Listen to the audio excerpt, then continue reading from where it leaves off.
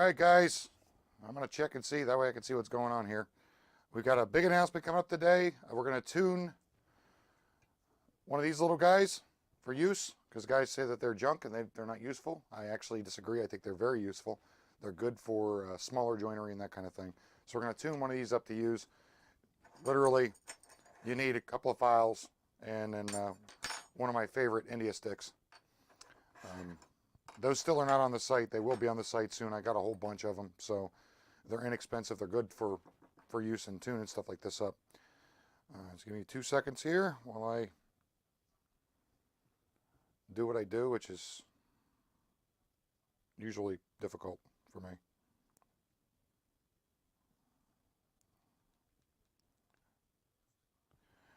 Okay, so we're doing our live show early today because we have a British audience. We're trying to get the British audience in because of the upcoming event, which is the big announcement for today.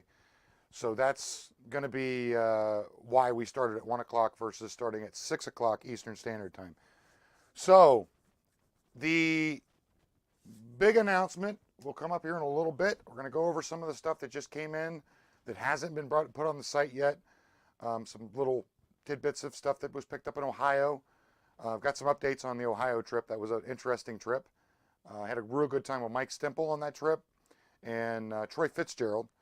We got to go see Roy Ebersol's collection, saw collection. It's absolutely world-class collection of saws. He has a ton of presentation saws, which I'll be putting pictures of that later on Facebook. These saws are spectacular. I'm hoping when I go to England, I actually see a few of those. Scheduled to go to the Ken Howley collection while I'm in England, and I'll hopefully see more of those. They're absolutely spectacular, gorgeous pieces, works of art, really. So without further ado, I'll jump on in. The first thing, I just noticed Pat just jumped on, so I'll bring this little guy out first. This is probably the coolest thing that's here. For those of you guys that that may have paid attention or not paid attention to our Facebook feeds in the past and the website, Pat and I recently got together and did a little article on Type 1 unions. Unions, as most guys that like unions know, are very, very, very difficult to get any information on. There's very little paper out there. Unions are scarce in comparison to Stanley's and Miller's Falls. So it takes a lot of years of looking at stuff and figuring stuff out to know what's what. Type 1 unions, luckily, are not easily documentable, but they're documentable because of catalogs and dealers' catalogs and that kind of thing. So we were able to narrow down the 1898, 1899 release of the Type 1 going into 1902, right before they did the X-Plane patent release for the 1903 catalog. So, anyways, going forward here. So, a Type 1 union, real quick, I'll kind of go over basically what we went over in the study, the feature study, which is available on oldhandtool.com. It's a free download. You can download the PDF. If you received our first newsletter, which went out last night, you also have a link in that email as well to download the Type 1 union study. And I want to make it very clear, it's actually written in the study. The reason that Pat and I sat down and did the study on these guys, we desperately need more of these to show up. We're not ignorant enough to think that the 5 that are known of right now are the only ones out there. There's definitely more out there. I just think that the guys that are out there that have them, they don't know what they have. So, and there's a couple of things that are really important with them for people to identify them prior to trying to clean them up. Because, for example, one of the things, the logo that's on the iron, they were really, really light stamped. I mean, just very lightly stamped. And it doesn't take much to lose that stamp. And most of the value on a Type 1 union is that iron. So you have to be very careful not to screw up that stamp. So, all right, going forward, you've got your Mosier patent lateral, which is brought over from the Birminghams. The screws are going to have 2 washers. That's real important. They're round top screws. The front knob on them is beaded, and it looks just like a Birmingham knob. The tote looks just like a Birmingham tote. This one's very boxy. The sides are very, very, very, very boxy here. They're flat with a nice ease round, but they're thick. They're really, really thick. They've got a beautiful little tail on the horn, which is kind of typical of your Birmingham planes. The side profile here, you'll look, it's just really elegant. I love the look of Birmingham planes because of that elegant look that's on the side profile and the rails and the cheek. Something that's also really unique to a Type 1, especially number 2. Number 2s typically in general on the Unions, they'll have two of these rings that are here. 1, 2, 3 on the Type 1. That's one way to identify it from a distance. You'll see those 3 rings that are there, and that helps you find, hey, that's definitely a Type 1. I need to take care of that.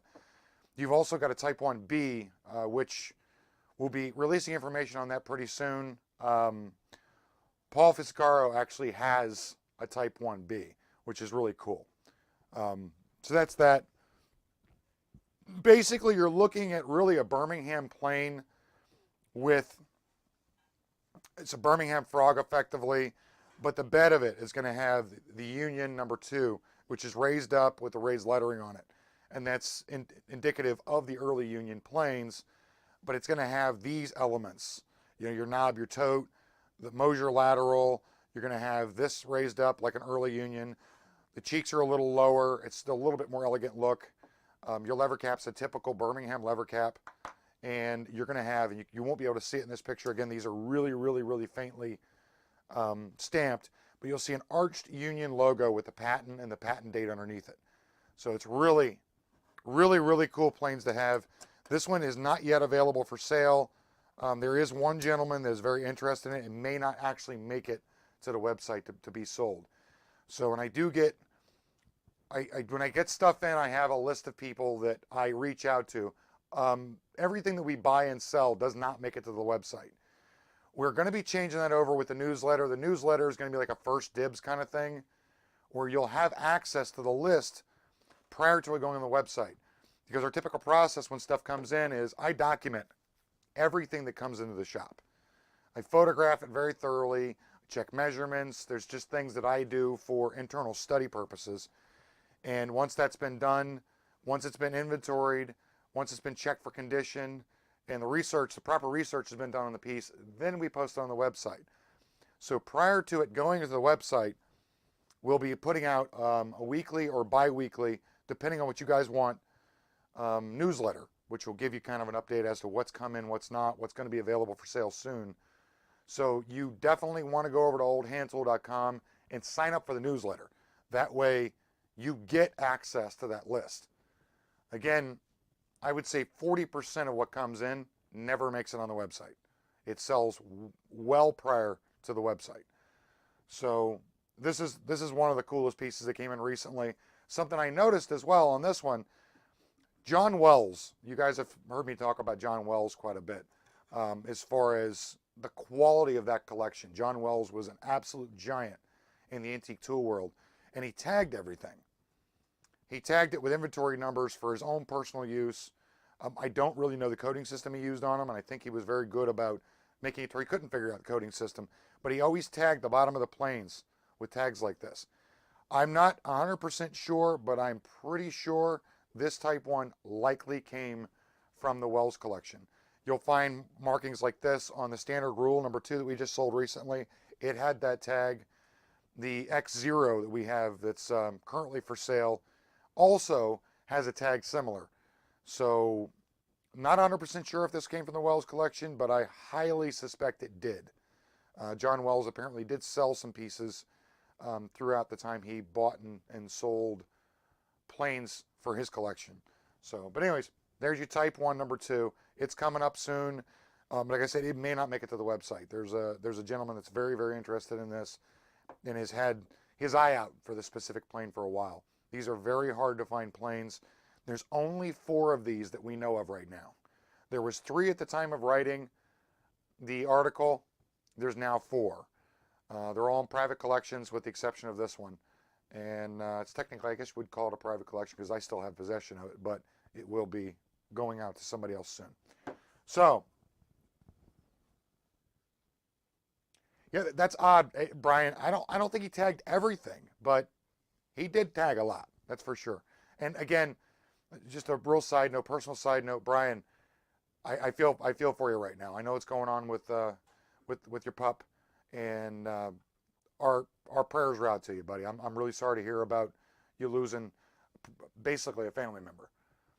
I know that dog was a big deal to you, and I was glad that I had an opportunity to meet the old boy. And I feel sorry for you and Gon. So just make sure you tell her we're thinking about her. Prayers are out to you guys.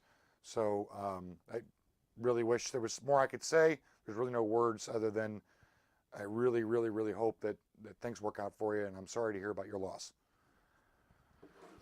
We also got another number 2 in recently, and we picked this up in Ohio. It's the Staley number 2, C.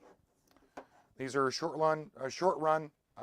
Pat Thomas gave you more information as far as when these guys were released, how long they were out. They weren't out for very long. This plane is in particularly good shape.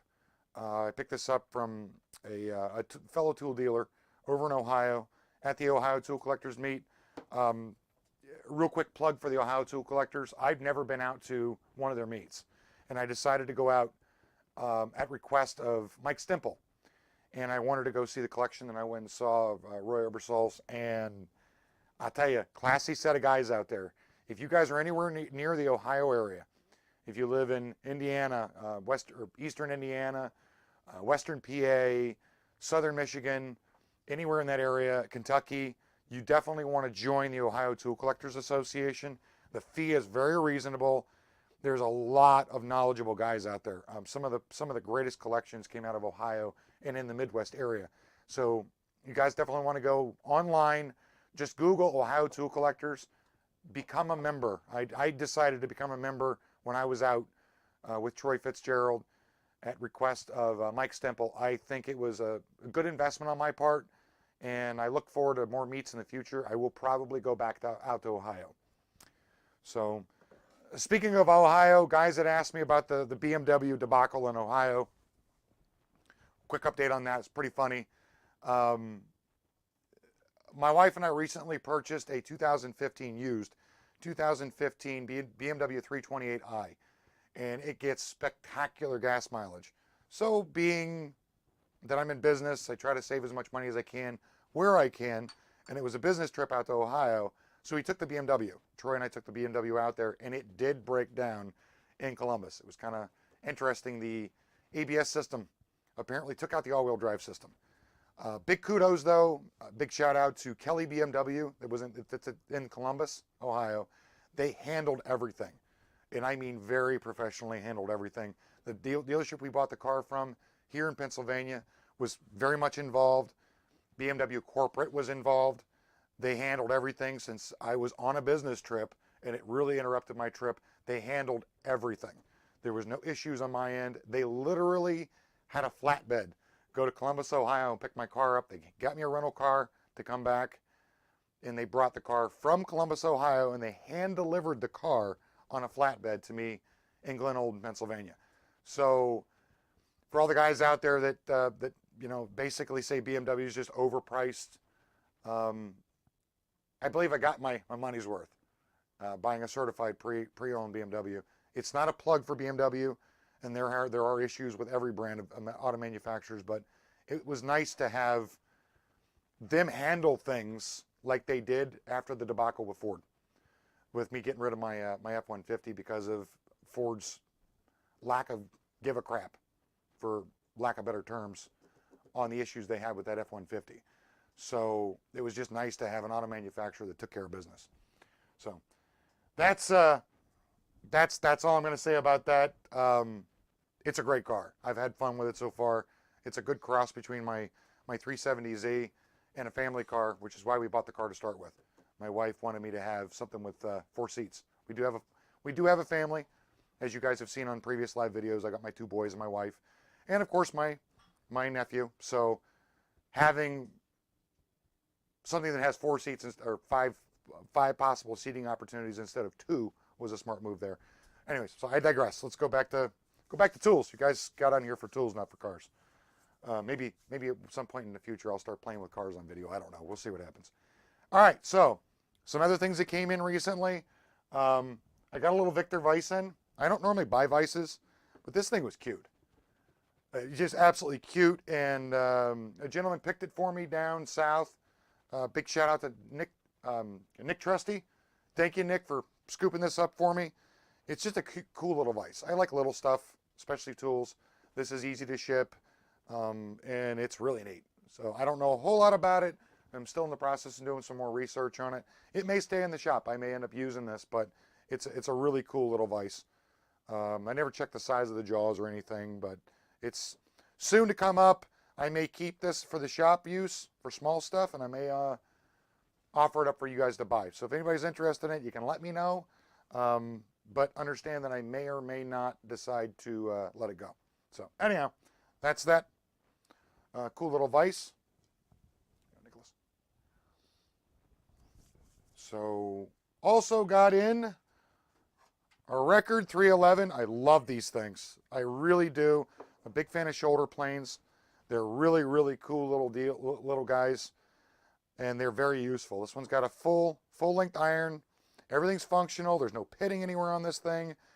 It's in phenomenal shape. There is some nickel missing off of it, obviously, as with most of these, but it's a beautiful little deal.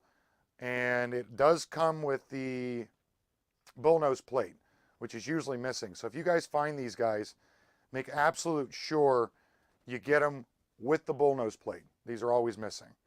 So this guy will be probably demonstrated in the future, and it'll be put up for sale on the website in the near future. We also have the bigger brother to this as well that's online right now at oldhandtool.com. Speaking of record, who doesn't love a T5? These guys were basically designed for school use. Most of them are absolutely thrashed because they were used in schools. This one does have the full decal on the back of it. It's in great shape, and it's great for shooting. As you can see with the handle here, you can actually use this guy as a shooting plane. That's what a lot of guys use them for. They're nice beefy planes, and record steel. The irons are phenomenal. You guys all know that I'm a huge fan of record. The blue is not as pretty as the black, but it's still an absolutely beautiful plane, and they're a pleasure to use. I've had quite a few of these. We recently sold the last one we had and needed to get another one in, so I went ahead and picked this up. So this will also be on the website soon. It'll be a little bit cleaner. It's real dusty right now. I'll dust it off, wipe it down, put some rust preventative on it, and then it'll be available for you guys to purchase. We also got in a Stanley number 65. Guys don't realize these are pretty scarce. This is a boxwood marking gauge. These things are beautiful. Absolutely beautiful. This one is in phenomenal shape, and it's even got the original price tag of $1.70. So considering when this was sold, $1.70, this was a very expensive marking gauge. So this will also be up on the site as well pretty soon. If you guys collect Stanley, this would be a good thing to get. If you use Stanley, I don't think this would probably be the right one for you to buy to use. Although it's never been really messed with too much.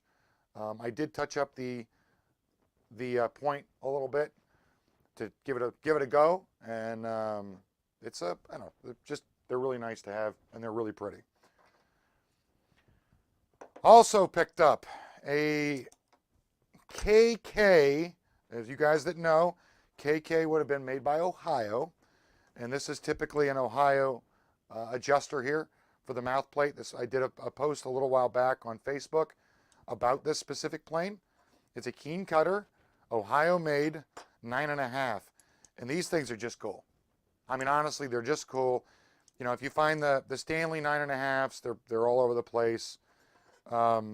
These are just basically a scarce version of the 9.5, and this one happens to be in pretty darn good shape. This will also be available pretty soon. You guys are gonna have to beat Brian to it though. Brian Akers usually doesn't let anything Ohio go on anybody's website or on eBay without snatching it up. He's a little bit of a Ohio whore. Sorry, Brian, had to put you out there. So another barn burner came in.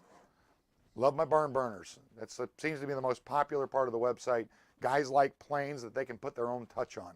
And this is definitely an example that is in great shape. It will clean up to near perfect condition, but it needs to be cleaned. It needs to be cleaned, and it needs to be sharpened, and it needs to be put back into use. Be a good plane for somebody on the barn to play with. Let's see, Ohio 113 that came in. Again, you guys are going to have to beat Brian to this one. This one's got the globe logo, large globe logo, not the small one. So I'm not really putting you out there, right, Brian? This one is in okay shape. I would say probably fair to fair plus condition. It's not in spectacular condition as most earlier Ohio's are. Actually, this is probably a mid-run Ohio. Brian will be able to tell you more about it. PM him, he'll give you all the information. If it's something you want, he'll probably be able to tell you, whose DNA put this thing together. So you can check with him on that. The only issues this plane has is there's a little bit of pitting, micro pitting throughout the sole. If you wanted to use it as a user, it'd be good as a user, wouldn't affect it. As a collector, it's probably not the top grade, and I won't be asking top money. These are relatively scarce.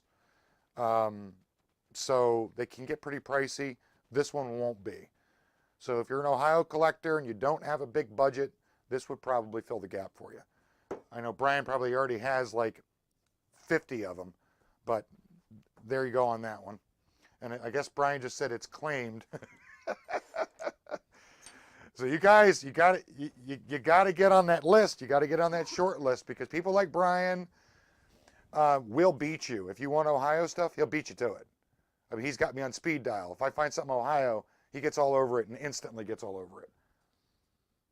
Oh, there you go. So Brian's letting it come back out because he's got like 50 of them. You guys know I'm a big fan of spoke shaves. You know I'm a big fan of records. So when I had the opportunity to buy a couple of record spoke shaves, I did not turn them down. Now, this is a rare occasion where I get something that's a spoke shave and I don't keep it. I'm really bad about getting spoke shaves in, and I don't cut them loose. I love spoke shaves. And if you're into spoke shaves, there's a wonderful book out that was written by the late Tom Lamond. You're going to want to look it up. Patented Spoke Shaves. If you like spoke shaves, you have to buy that book. Drew Lamond, Tom's son, decided to carry the torch after Tom passed away, and he still does offer those books because his dad had a lot of them printed.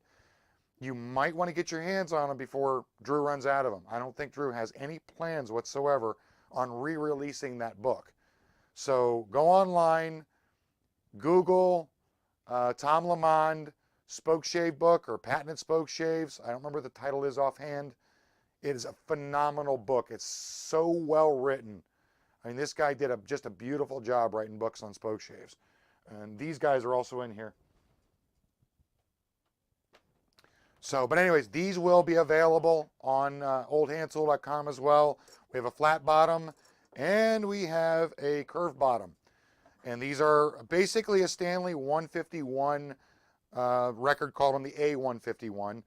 And again, record steel. It's all I got to say. Record steel's phenomenal steel. I love these. I've already got a set of these. That's why these are going away. And the set that I have are effectively unused.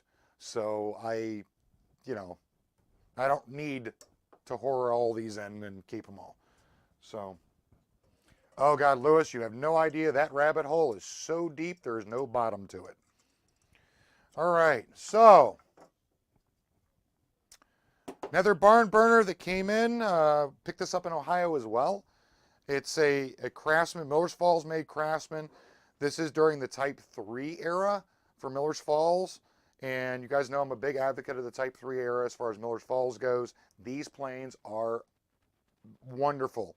They're phenomenal users. If you need an inexpensive user plane, this'll do the trick for you. Nicholas, I'm gonna start I'm running out of room over here.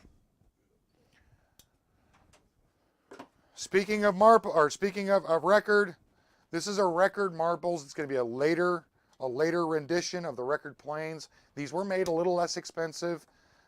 They do need to be tuned. Most of the records that I come across don't really need to be tuned, but this one does need to be tuned. The steel is still good record steel, and they're still nice and flat, well machined planes. This one will need a little attention, but again, you're buying a record. There's not much more to say there. I'm a huge record fan, and so this record Marples, this would have been WM Marples after Record bought out them, version of the plane.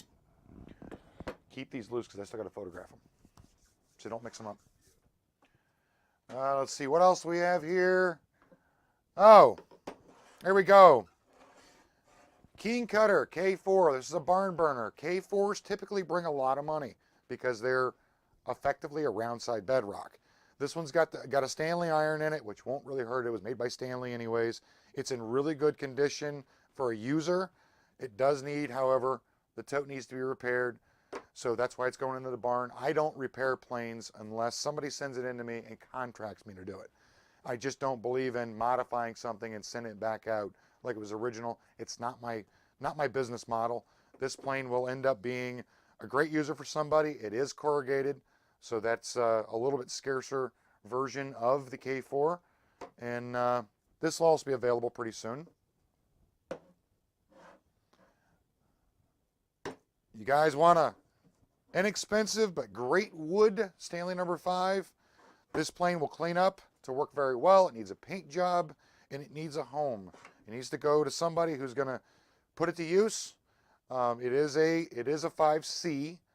So for the guys out there that have got a corrugated fetish, it's just another barn burner. So another thing that's going to go into the barn, nice and dirty, nice and filthy, straight out of a barn floor kind of look, and that seems to be what guys really want to do. Do your own touch to it. All I ask for the guys that do buy stuff out of the barn is please, when you're done making it nice, making it ready to work, whether you leave it just like this and sharpen it and clean the sole up a little bit to use it, shoot me some pictures. PM me some pictures. I want to see what you end up doing with it.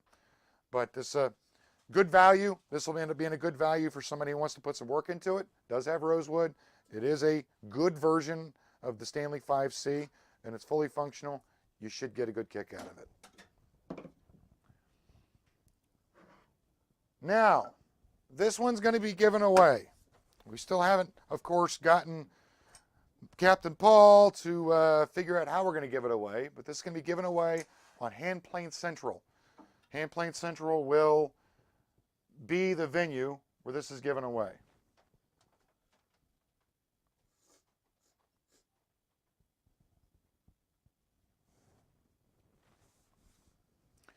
So the problem with this plane, as you can see, it's got a cracked tote and it does have a nip in the cheek. You could use it, you could collect it, you could replace the sole on it, whatever you wanted to do. But this thing needs a lot of repair, it needs a lot of cleanup, and it needs to be rescued. And I want to get this out to somebody who's going to bring it back to as close to original as possible. And I think the way we're going to do the giveaway is we're going to do some sort of a competition where somebody goes out, finds a plane that's in rough condition. I mean, as rough as you can find it, and brings it back to life. Basically, show me that you will make this plane look as original as possible and either put it back to use or put it on a collector's shelf. And I think that's the way that's going to end up going. I'll get with Paul at some point. I think he's out fishing today. I'll get with him at some point today, and we'll come up with something for that. So, one of my favorite planes all times. You guys know I love Miller's Falls. I mean, Miller's Falls has been a passion for me since the beginning of my tool venture in dealing and when I used to collect. I've got a thing for Miller's Falls. Miller's Falls and Union have always fascinated me. I love the look of a Miller's Falls plane, and I've said it over and over and over and over. My favorite plane ever made was a Miller's Falls number 10, and you guys have even seen it. It's the ugliest thing you've ever seen in your life, but it stays on my bench, and I love to use it. Well, my second favorite plane is another fractional size Miller's Falls, and that's a Miller's Falls number 15. This is equivalent to a Stanley 5.5 size, except for it's heavy. This is a very heavy plane. The last 15 that I had in the shop that I used was a giant smoother. It was basically used to smooth out panels. I use it for a panel plane. And for the guys out there that that like to deal with infills, typically a panel plane is like 5.5 size, monster heavy infill. They use to smooth out panels. This is what this is for. This one is hasn't been released yet to the website. It is available for sale, and it will be a first come, first served basis. If you want it, PM me. The first PM that comes to me, we'll work out the price on it, or email me, oldhandtool@gmail.com. And again, first come, first serve for that one. So it is an absolutely sexy beast. Let's see here. What else we got that's good and fun? This was probably the highlight of my trip. You guys are going to look at this and say, oh, it's just, run of the mill. It's whatever, right? This was probably my favorite purchase while I was in Ohio. And I'll even tell you who I bought it from. I bought it from Roy Ebersol, and I was very, very, very happy he let me buy it. And when I mean let me buy it, the guys that know me really well, I'm stubborn as hell if I want to buy something. Very, very stubborn. I will keep aggravating you until you sell it to me or you put a hit out on me from the mafia. I'm very, very, very stubborn, which is why guys pay me to go find stuff for them. And I bought this guy. This is a 28-inch. Let me get some of this stuff out of the way. I do not want to ding this thing up.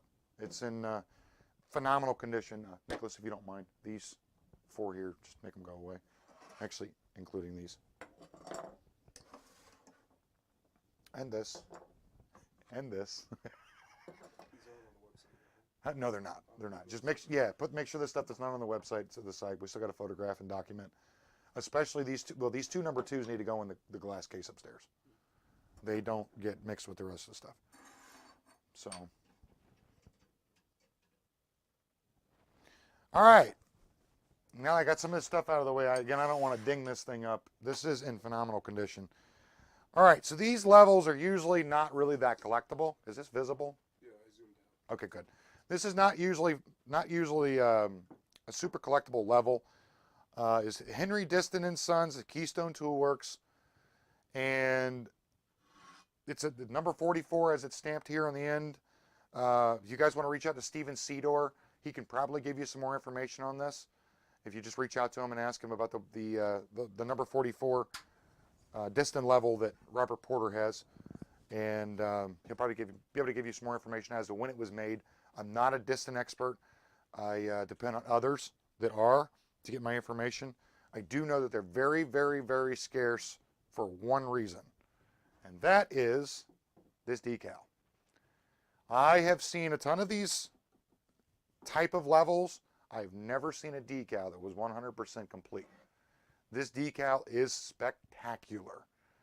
I mean, you probably can't even see it in, Nicholas, you want to do me a favor? Try to zoom in here.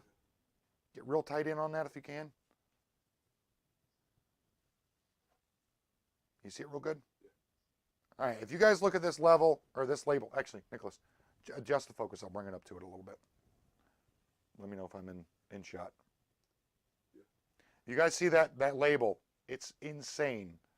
It's absolutely spectacular. All right, Nicholas, go ahead. Readjust. So this will be available on the website as well. It's, like I said, very scarce example of this level because it's got that decal in it and the condition that it's in. All right, this one, Nicholas, take this one right up, and it goes in the case with the 2s. I don't want to get that thing scratched up. All right, another one that just recently came in. Again, you guys are going to say, oh, 814. Oh, yeah, wow, good, great, big deal, 814. Well, the 814s are not highly collectible by Miller's Falls, guys, unless they have a full decal, which this one does. And these paper decals were very, very easy to be lost. They usually didn't survive very well. What makes this one really cool is not the front decal.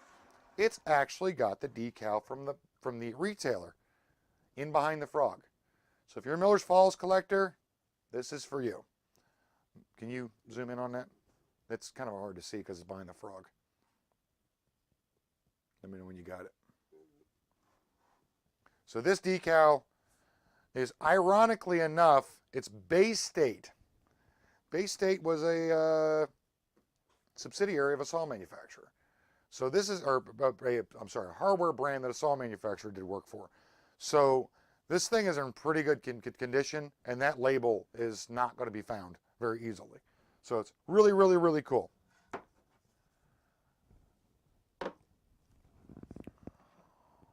Also got a, you got a problem when you can pick yourself. Okay, so while I was gone in Ohio, I had my nephew go through and locate some stuff that was purchased recently, but never made it out for inventory. So he did a big inventory while I was gone, and this 5.5 popped up. It's in great shape.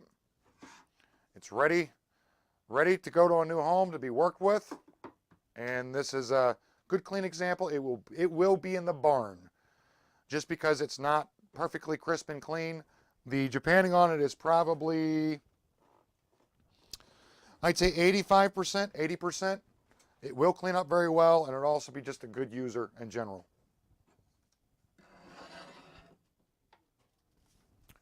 We also got in, oh yeah, transitional heaven, right? Nobody cares about transitionals. This thing is in beautiful condition. If you like transitionals and you like Stanleys, you definitely want to get your hands on this one. It's in great shape. I picked this up, I want to say I picked it up in central Pennsylvania a month or so ago, something like that. But it was in too good a shape to pass up. I normally only buy transitionals if the tote's in great shape. As you can see here, the tote's phenomenal on this. The knob's original. It does have a small hairline crack in it right here that goes down, but it's not opened up.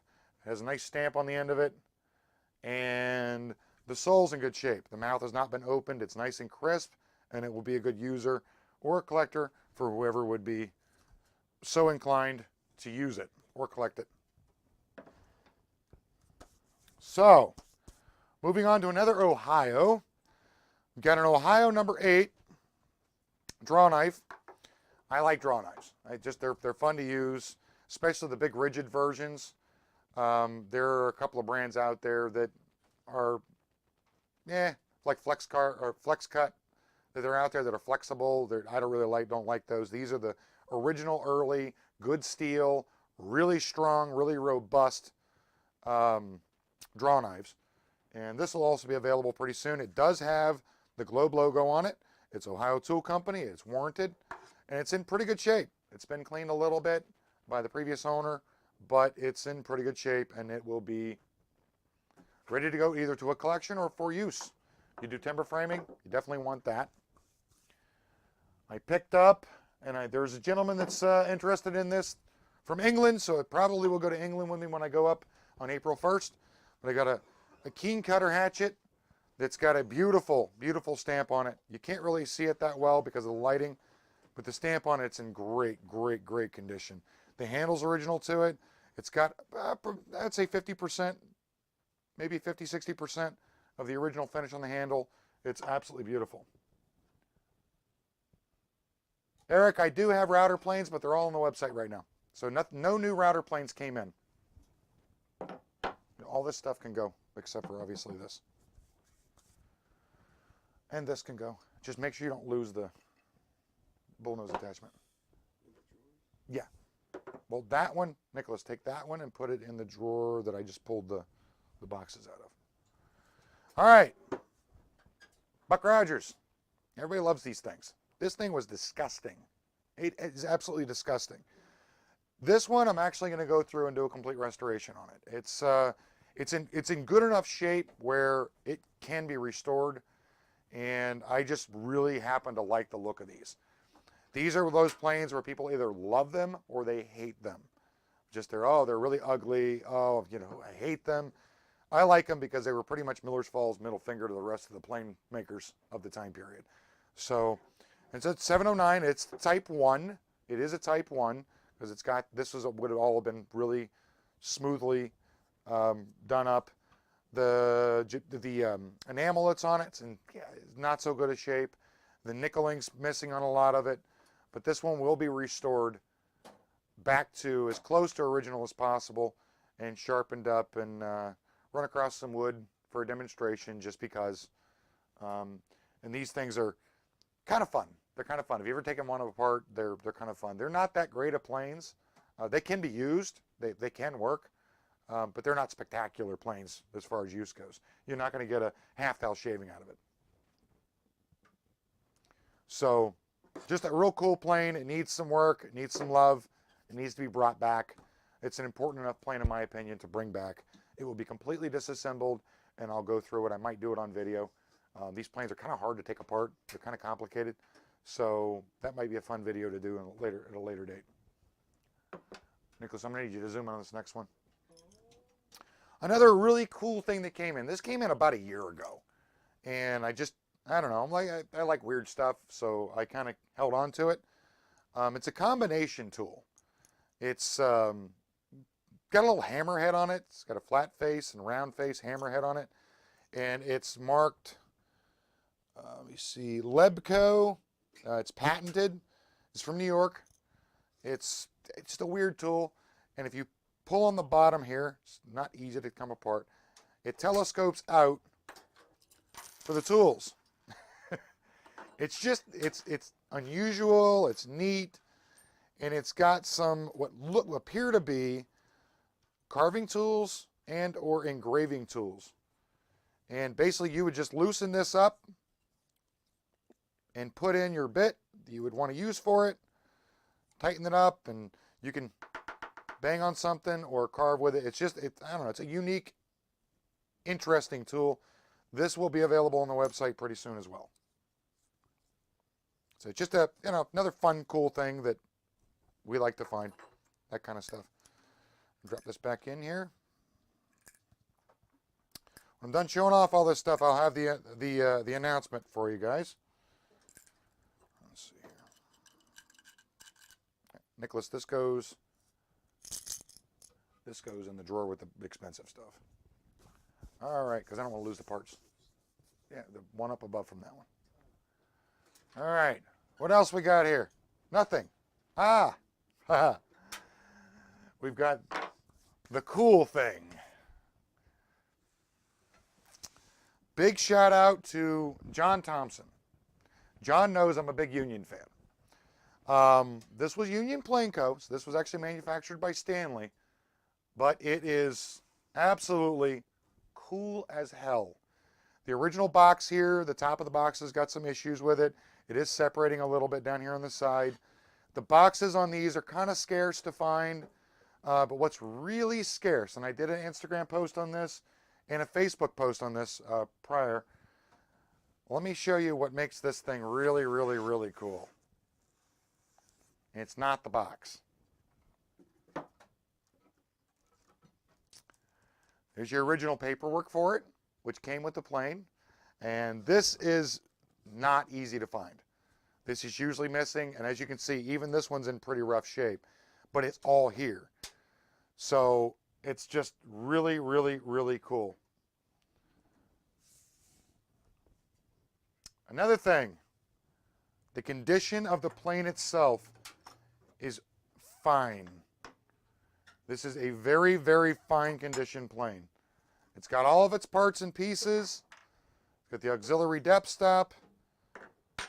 It's got all of its rods. If you like plow planes, this is cool.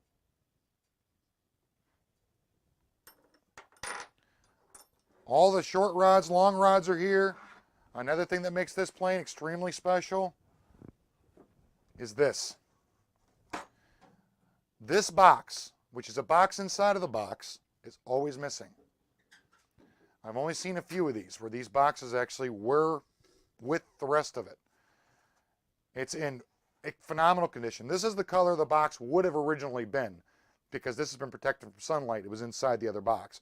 It's this nice, I don't know, like olivey light green color. It's really cool. And all of the irons, every single iron that came with this plane is here. Most of them have never been touched. They're in mint condition, absolutely mint condition. So you will have a hard time finding this set in this condition, period. There are a few out there. They do exist, but they're really hard to find. The condition of this guy, I mean, look at the nickel on here. The nickel on here is absolutely spectacular. Really, really good. The finish on the wood's original. The Japanning that's inside of here is all original. This thing is beautiful. The original knickers that are on here are pins. The pins are here, and they're sharp. This thing will literally nick you. So this thing was either used once or barely used. It's just crazy. I consider myself lucky to have gotten a hold of this. And it's a Sigley pattern, right? So a lot of the guys that know about the Stanley Planko versions of these, this was basically a Sigley number 2.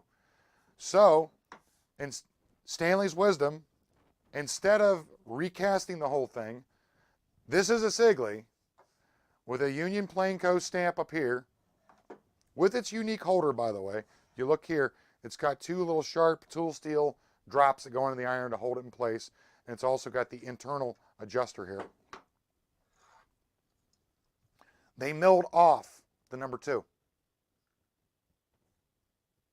The number 2 was milled off from the Sigley production. So this is effectively a Sigley cast plow plane that's been marked Union Plane Company and then milled off from Sigley and then marketed as Union Plane Co. through Stanley.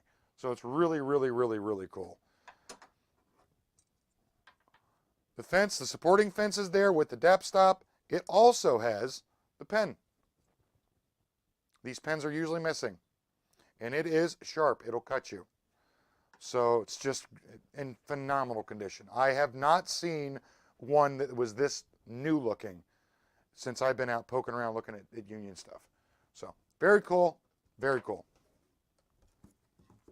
Get all this stuff put back in here. I got to be careful because I don't want to bang anything up. So give me 1 second here. Again, so the paperwork on this is there. It's with it. It's got all of its rods. Everything's where it's supposed to be. It's just cool. Very cool. And again, this will be available soon. Might do a little demo video of it actually in action at a later date. I'll probably use one of the irons that's already been sharpened, touch it up, and run it across some wood so people can see how it functions and works. I think that would be kind of cool because, again, it's a unique style of plow plane. The Sigley guys that have these will be able to attest, and they're really well made. Extremely well made. Nice solid, it's a nice solid plane. All right, Nicholas, this goes straight in the case. Be careful of that end label. All right, this can go up as well. Thank you. All right, now, are all of our British friends on here? I'm not sure. Well, they can see it later, worst case scenario. So, the big announcement. For the guys out there that don't know, there's 2 sides to this business, to my business. We've got our antique tool buying and selling side, so as an antique dealer, and there's also a side of the business that makes tools, repairs tools, and does modifications for tools. For example, if like Red Abney contacted me earlier today, he purchased a number 9 off of me, he'd like a hot dog. I will probably end up making the hot dog for him. So that's something we can do. If a plane comes in with a broken cheek, I'll mill the cheek off, try to do it as professionally as possible. We make plumb bobs. I'm working on a plane right now. There's a bunch of stuff that we do actually do, and that's the tool side. That's when you see the logo, when you see this logo with the old hand tool shop, it's basically the parent company of the old hand tool shop. So the Porter & Sons tool side has recently struck a deal with a Sheffield hand tool, or tool maker, a joiner's tool maker. The company will be 180 years old in January of next year, and guys have been trying to speculate who the manufacturer is. The manufacturer is Marples. Marples, Anthony Marples, Joseph Anthony Marples, Tony Marples, and I have been back and forth for a while now negotiating some new tools to come out. Next year is our 180th anniversary. Porter & Sons will be sponsoring the 180th anniversary for Marples. We will be doing a special run of joiners tools. They will be available for shipment in January or February of 2020. I'm actually going to England on April 1st to meet with Tony. We're going to go over the details, the design, the materials, the design for the boxes, how many we're going to make. It's going to be a limited run. It's supposed to be fun. It's a good marketing exercise for Marples in the UK here for us in the States, and it's a good marketing exercise for Porter & Sons over in England, and it's fun. I mean, honestly, you guys, the guys that really know me well know I just love tools, and it's fun. They still make, for the guys out there that live in England, that have the tools readily accessible to them, they know how well the Marples tools are made. They're phenomenal. They're rosewood over there. They're offered here in walnut. It's not something I'm going to accept as far as the tools go. Tony and I have been talking back and forth about the material that they'll be made out of. It won't be walnut. They will be a special material choice. They're going to be the finest of the fine you can buy, effectively, is what the goal is. We're looking at Friday the 5th, April 5th. There's going to be a party in Wolverhampton in England.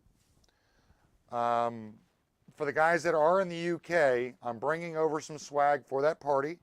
Make sure you reach out to Adam Pace no later than this Friday. He needs to know by this Friday. I think it's March the 8th. So I can have enough time to order the swag for you for that party. One of the things that's going to be given out, if you see this shirt, you're going to get a shirt like this. It'll have the oldhandtool.com on one sleeve, and on the other sleeve it'll say Wolverhampton 2019.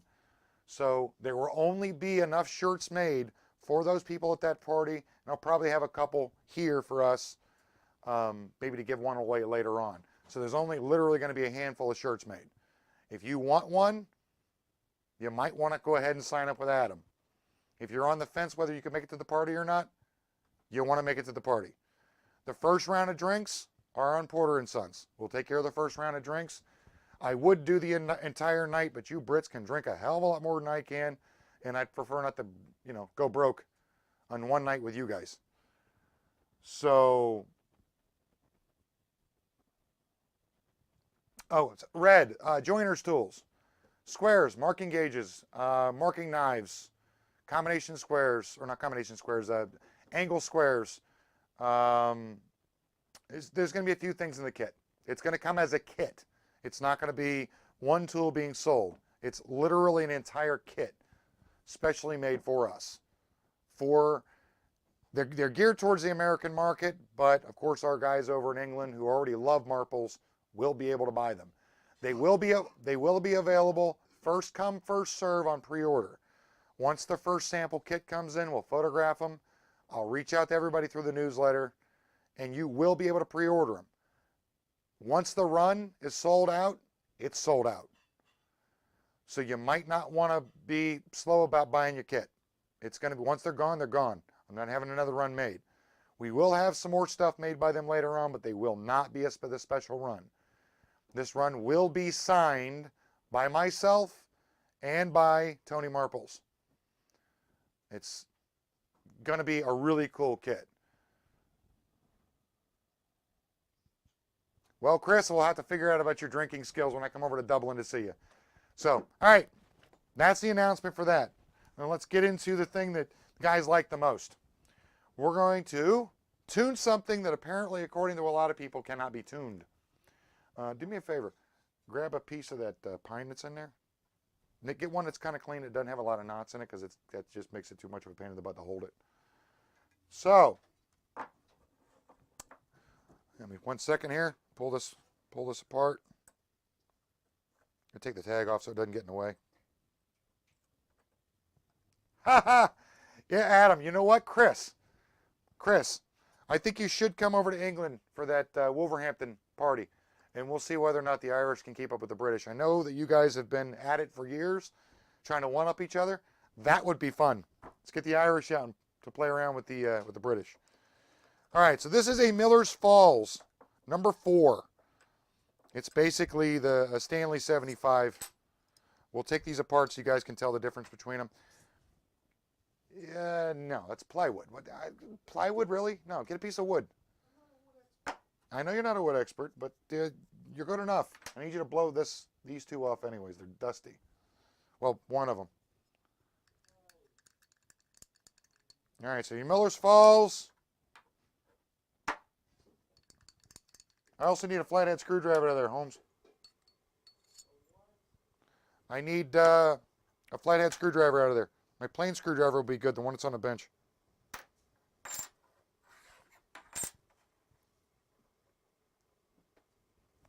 Thanks, sir.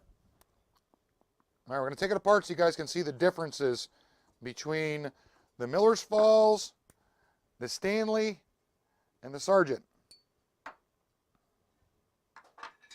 You will see some various differences between the makers as far as what they did when they made them. Now, for those of you guys out there that do carpentry for a living, you need one of these in your apron. Absolutely need one of these in your apron. These are a carpenter's best friend. At least I've found in the past. I really am a big fan of them. If you tune one up, they work really well. I've got one on the website right now that I did tune that works phenomenally. So if you want one that's already tuned, you can buy one off the site.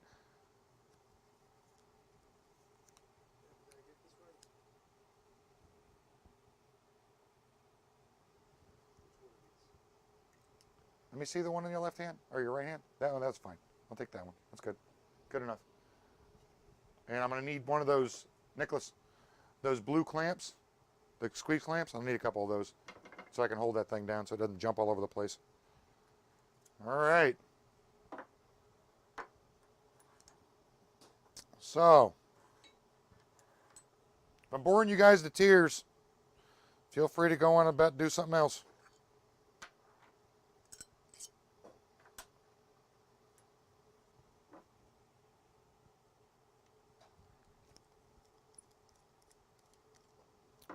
All right, one of the differences you can tell between the brands is the screws used, or the hardware used.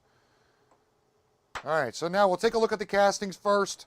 They're all going to be very similar. To be honest with you, there are some differences, but they're all going to be very similar to a degree. I'm not 100% convinced that they weren't made by the same maker with the slight differences. So, you got your Miller's Falls. It's an earlier Miller's Falls. This one's a Miller's Falls Mass. It's an earlier one. It's going to be the Type 1 era. But the true Type 1s on these are going to have a red cap on them. It's got a rounded overhead screw, which would end up being like Type 2 era.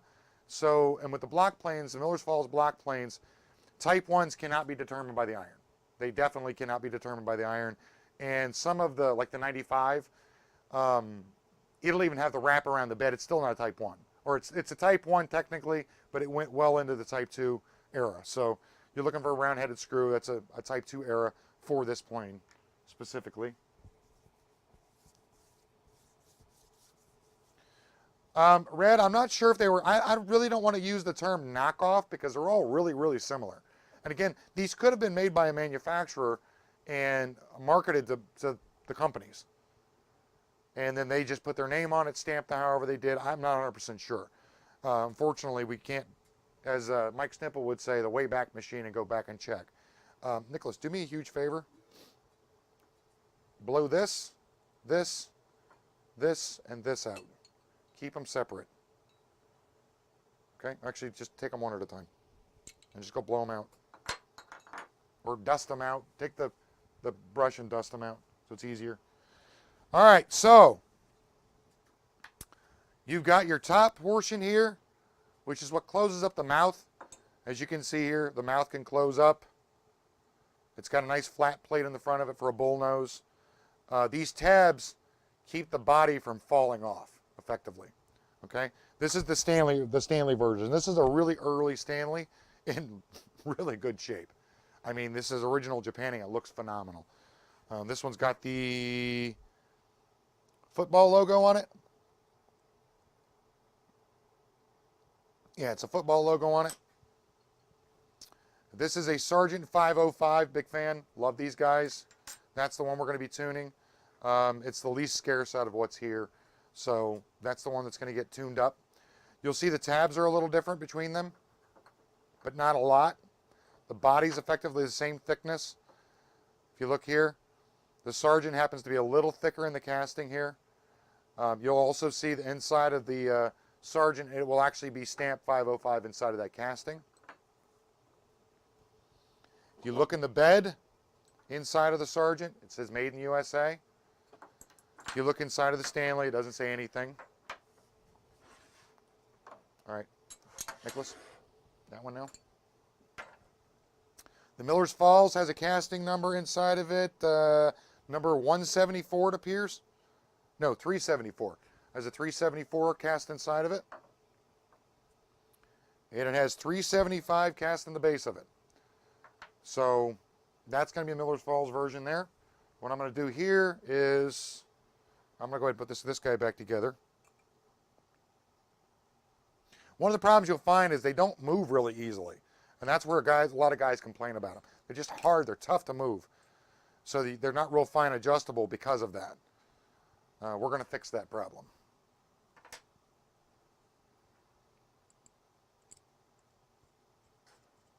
Best thing to do on these is just loosely tighten that up.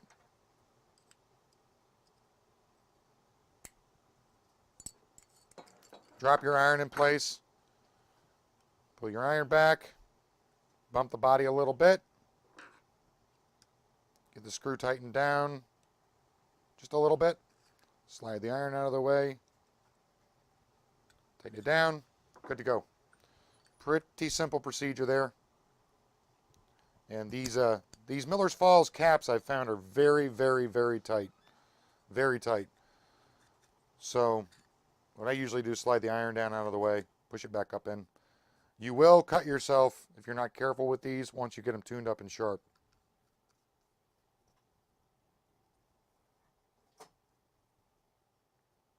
I'm going to back this up so I don't nick the iron on it. Make sure they can see everything I'm doing, Nicholas. All right, so we're actually gonna tune the Sargent. So I'll go ahead and put the Stanley back and forth, and as you can see, this one sticks real bad too, actually really bad. So I'll leave that one wide open. Should be good enough for the time being. But the guys out there that say that these are horrible planes, they're not. They're junk, they're rough tools, I've heard just about everything you can think of with these about how they're horrible and they're junk. And I think they're one of the better values in the market because they're inexpensive. They're $45 or less. For a typical rabbit plane, a shoulder rabbit plane, $45 is not bad. I'll put these over here out of the way. All right, so off to the tuning. First things first. All right, so what you've got here, you've got these two assemblies here. This one slides okay, but it's still not great. And you'll notice here, the opening of the mouth is not square. Yeah, just zoom in down here. It's not square. You're going to have a little bit more here, or touching, and it's open over here. So you're not concerned about that particularly. You're concerned about how the iron comes down and touches that front mouth.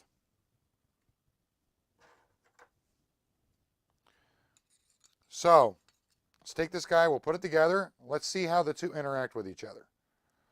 Now, let's go ahead and actually put it together for a second. We can kind of identify the problems. Then we'll just pop it back apart in a sec.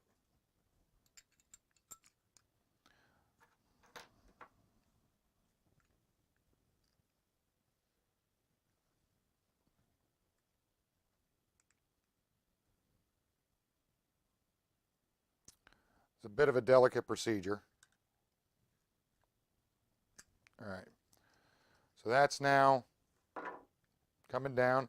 And if we have the iron, if the iron happens to be tight on one side and loose on the other side, then we've got to make that adjustment. That's one of the things we got to tune. And again, these are usually not that simple to slide on with the iron in place. All right, so now what we're looking at here is actually pretty even across from here to here. This would probably function as it sits. It's not going to function really well, and it's really not that sharp. So, but you can bump the iron back and forth, just kind of tap it over, tap it back wherever you need to. Remember, you want on the side that you're using it as a rebate, you're going to want to tap that side over just a little bit to that side, so that it's actually scraping the wall of the piece of wood you're working with. So now, let's address two problems here. We've got the mouth opening problem. So it's more of a bedding issue for the iron. And then we have the problem of the easy movement of the upper part. So we'll call it the frame. So the frame that's on here, we want this to move really easily, and it's not really moving that easily right now. Right? It's kind of choppy. You want that to move pretty smooth. All right, so the first thing you're going to want to do is, and I usually use my diamond plates for this. By the way, this is not the best thing in the world to do to a diamond plate. Cast iron's got a bad habit of chewing up your diamonds and pulling them out. But I do use this technique with a diamond plate, or at least this procedure with a diamond plate. And I've tuned quite a few of these. You guys have sent them in before and said, can you please tune this for me? You can see here there's a little bit of Japanning on there. It was a very rough cut to start with. I could throw this in my metal shaper and it would make it a lot faster and a lot easier, but it's not really necessary for this. So now you don't want to take it all the way down to where it's a sharp edge here, because it makes the back of it susceptible to breaking. So you want to take as little material off as possible. So just like with the iron, you're going to take that, pull it flat until you feel it touch. And there's actually a little bit of rock in this one, so it's not perfectly flat. I'm going to draw it back and check it. And if you see here, just that little bit of drag, you're seeing right here that it's shiny, right here and right here. That means the middle of this is high. It's high. So now, instead of screwing around and making it worse, we'll take this guy here, one of these files, and basically, I'm going to go across it, just kind of crisscrossing across it, just to knock that high down. And again, it doesn't take much, guys. These are usually pretty, especially in the sergeants, these are usually pretty well where they need to be. I'm just going to touch that up a little bit. You can see it's all shiny now here and here. And just kind of keep going back and forth between the stone and that.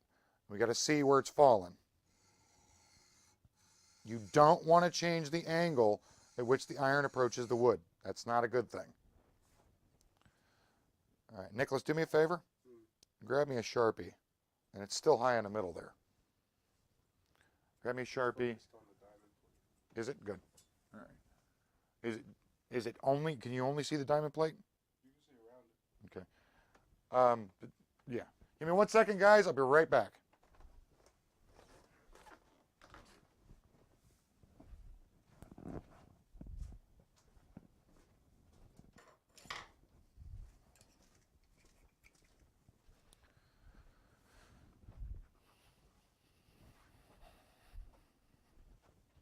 All right. Sorry about that. Needed to grab one of my squares. All right, so with the square, what I'll do here real quick with the square is I want to see if it is actually in fact high there, which it is. So it's high in the middle. So what I want to do here is I'm just going to take down this middle, just the middle. Be careful not to take off too much or take off more on one side than the other. So I've gone through there now.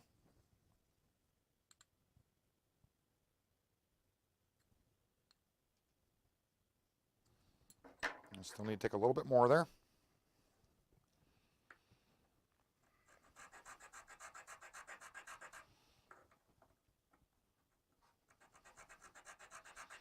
And again, I found on sergeants, the machine work on sergeants was actually pretty good. So it shouldn't take a lot to get these right.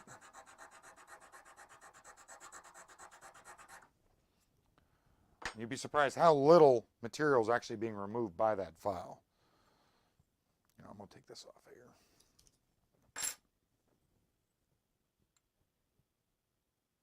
All right, we're getting pretty close to where we need to be there. All right, now go back to here. And it's not trying to rock as much now like it was before.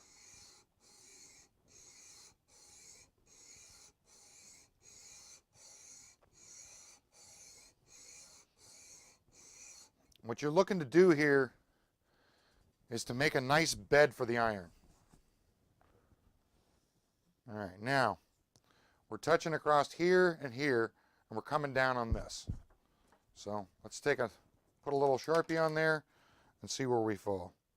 As you guys know, I use Sharpies for everything when it comes to this stuff.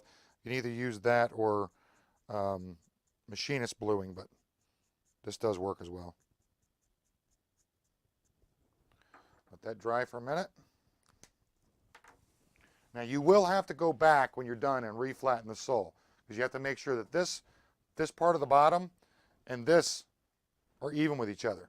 So if you bump this in any way, shape, or form, which we will when we go to clean up the sides here, it will actually move the position of where this mouth plate falls. So you have to flatten that back off, and you can use a diamond plate for it. So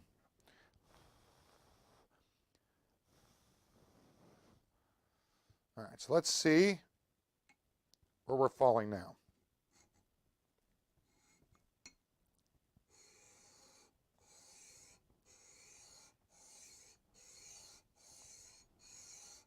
You have to be careful not to take this thing out of square. All right, you can see here. Now, where's it focused, Nicholas? Oh, can you bring it out a little bit? It looks like you're pretty tight. All right, you can see here, again, it's still touching down here and still touching up here and across there. So this just needs to be kept being ground a little bit.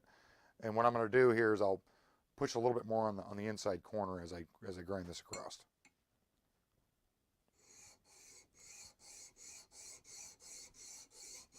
And this is an extra coarse diamond plate. And again, you will be surprised how close it already is. It looks like a lot, but it's actually pretty close already. But the big key is it's not wobbling anymore.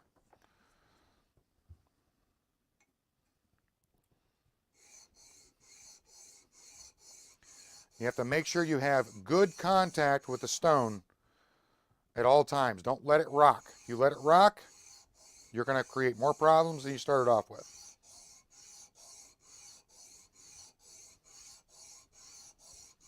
And again, you don't want to weaken the casting at all by going too far down on here. Now, it's nice and solidly bedded across here. We're starting to work our way over to this. If you see here, this area is starting to come even. So your line right now is falling here, and it's starting to work its way across, as you see there.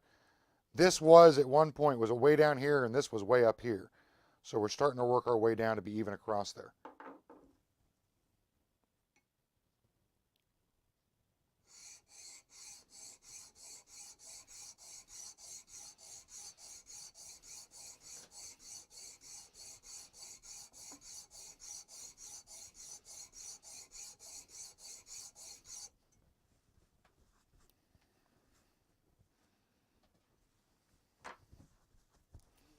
We're almost even all the way across that nose now.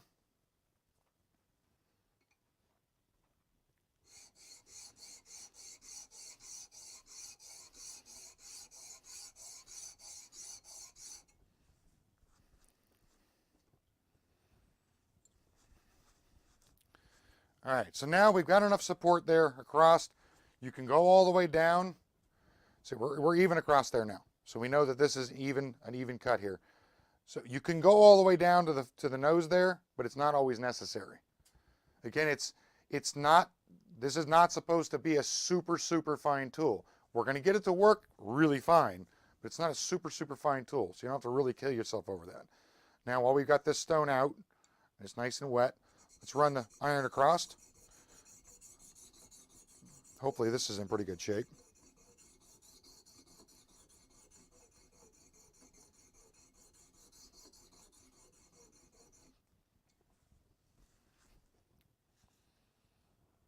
we're actually just about hitting all the way across. Didn't take much on that one. All right. Do me a favor, Nicholas. Rinse this. I got to get the cast iron off of it. Yeah, rinse it real good. Listen, hey, while the water's running across it, run your hand like this to knock any of the metal particles out of the diamond. So getting pretty close there. Let's go to the next stone.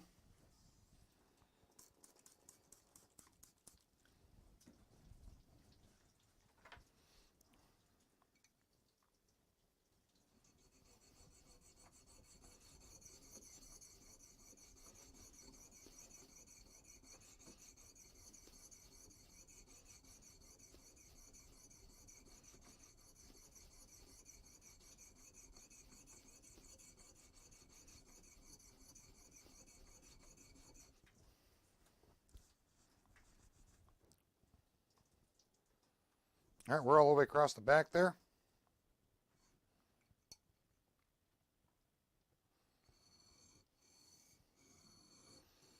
It's real important you keep this nice and even, so don't put more pressure on one side of the iron than the other. This would be beneficial in a jig. You guys know I'm a big fan of using your hands to sharpen with. It's actually beneficial to do this with a jig.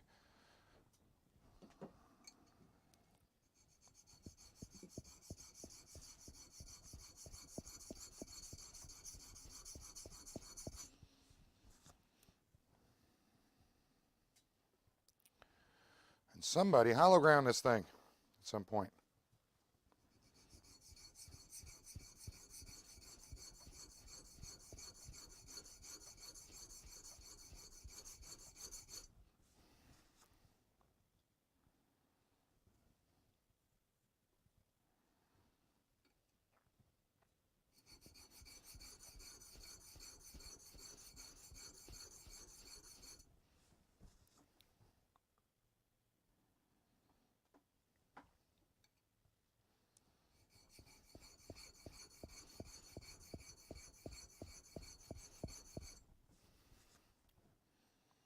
Oh, there you go. Nice burr all the way across the back there.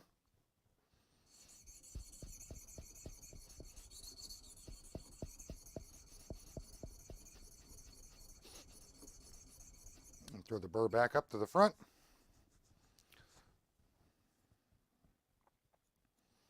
Nice wire.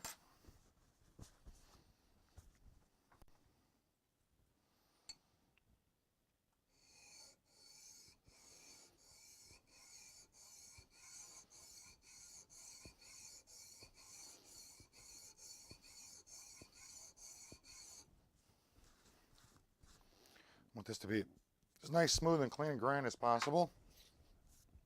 Nicholas. Go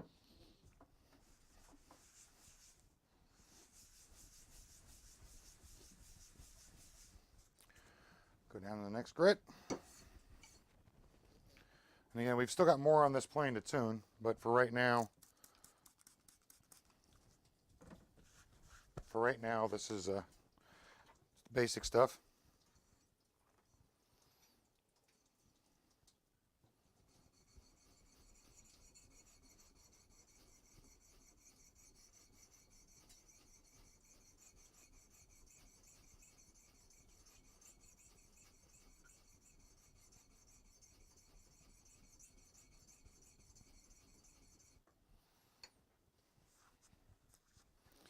And again, each grit, you're just basically knocking the scratches out from the last grit.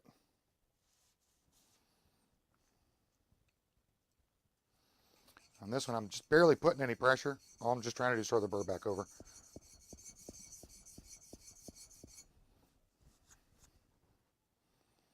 I got a nice little wire there that just fell off, and I'm not even to the finest grit stone, so we're doing great there.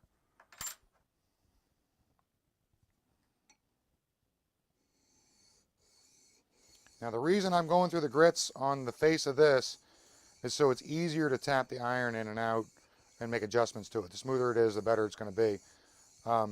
You don't want to make it too daggum smooth, so I won't go to the finest stone on this. You don't want to make it too smooth because you want that cap to be able to grab it and keep it forced in place. you go to the finest stone, unfortunately, it's just going to make it slick. You don't want it that slick. All right, Nicholas. Same thing, because there's cast iron on it. I don't want the cast iron embedding and then rusting everything out. Okay, one of the fine stone here.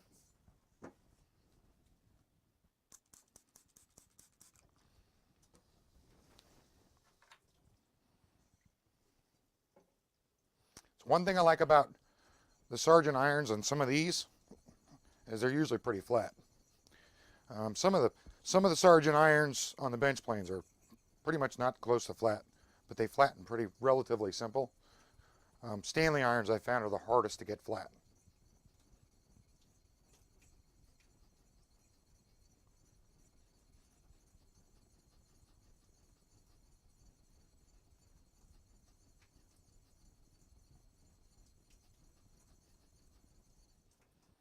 As you can see here, that's flat.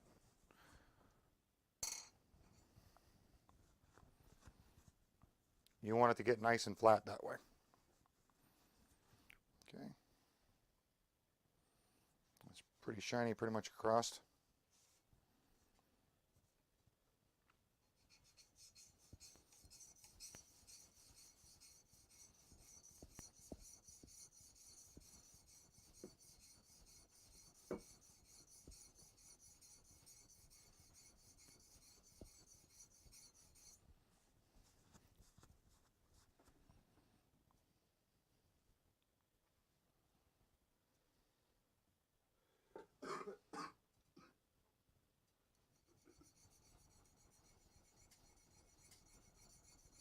I'm not putting a lot of pressure here either. I'm trying to use all the stone.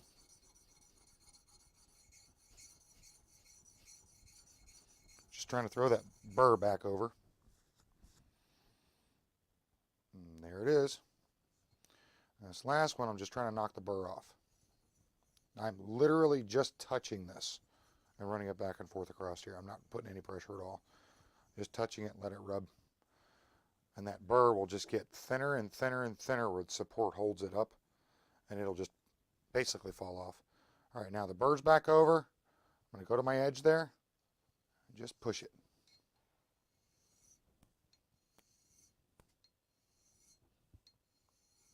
And knock it off.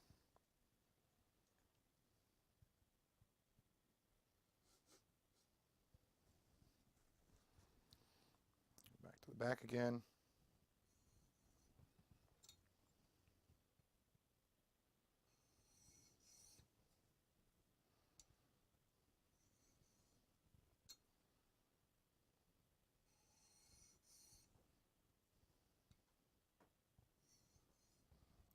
Now you could work this directly off of the stone. This iron would cut wood directly off of the stone. That's a 1000 grit stone. It would work directly off of it. It is pretty sharp, but I want it sharper than that. All right, so the iron's good. Now, let's work on the body. Let's get the body to where it adjusts a little easier. It makes life a little simpler as far as adjustments go. You need to make a thick shot or a thick cut. You want to be able to do that. If you want to make a thinner cut, you want to be able to do that too. Again, these can be used. Finally, all right. So you got 2 points where you got to be concerned. So there's these little edges right here where it sits, or not here. Sorry, the top's here where it sits, where it rests inside of here, and that catches. And you can actually hear a grinding sound if you were in here with me. And then you've also got this lip right here that allows it to slide back and forth smoothly, okay? You don't want to screw too much with this tab on the inside. It's more or less the top here that you want nice and smooth and even. Now, if you look at the body profile, you can't get a file or this inside of here. So what you have to do is you have to poke at it effectively. You run the file back and forth across. Just a little bit and work your way down. Again, they're already pretty much smooth to start with. Now I would, if this was a customer requesting a complete tune on this, I would probably drop it in the milling machine or again the shaper. and have this done a little bit more accurately. But this is quick and dirty tune work.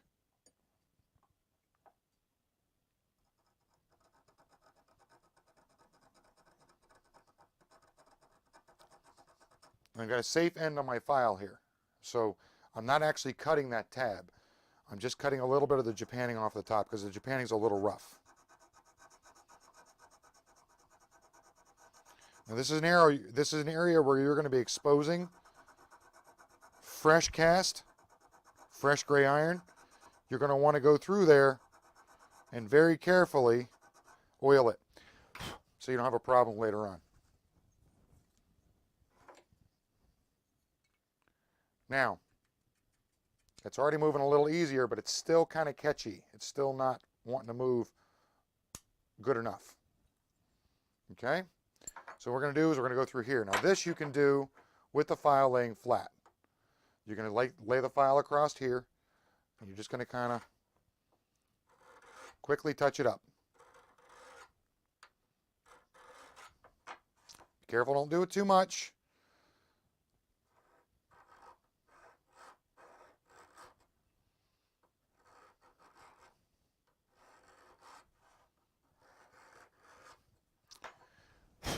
And because of the type of tool it is, you don't have to get it super, super accurate. The goal is just to make it move smoother. You can see there now I can bump this thing really fine. I'm still catching right here, right? That last little bit right there, I'm still catching. So we have to identify where that's catching at. How you do that? Simple. Back to the old Sharpie.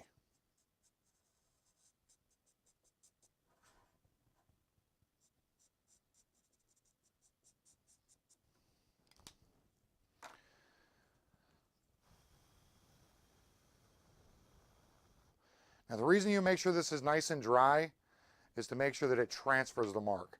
If you leave it wet and you put it together, it's just going to smear it around and you have no clue where the actual mark is.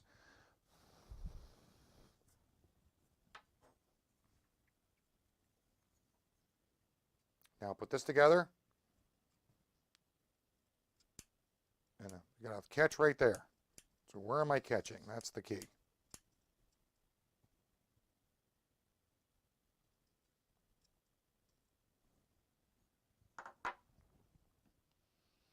And it seems to be here, here, here, and here. So it basically bellies out in the middle.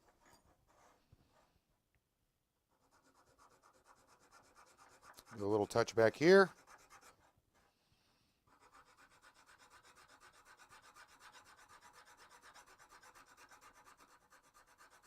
A little touch there.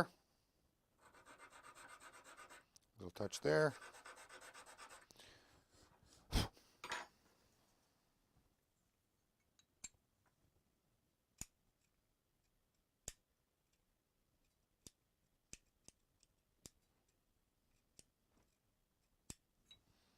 All right, so we're still rubbing here. It's probably catching on a little bit of Japanning that's on here. Take our stone. Just real lightly go over this. We want this to be smooth. The stone's going to give us a smoother surface than the file will. You just got to make sure you don't focus in one spot too much, because if you do, that's where you're going to have your problems. Just try to get all the Japanning you can off of there. The Japanning's where it's going to catch. Japanning's got like a rubbery grab to it when it's cranked down. Now, one of the things you want to keep in mind too is you don't want this too smooth, because you want it to grab when you put that screw down on it, when you go to actually use this thing.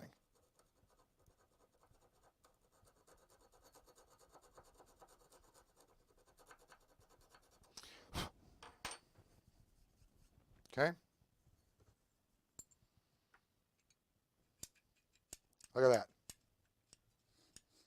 Absolutely smooth as butter.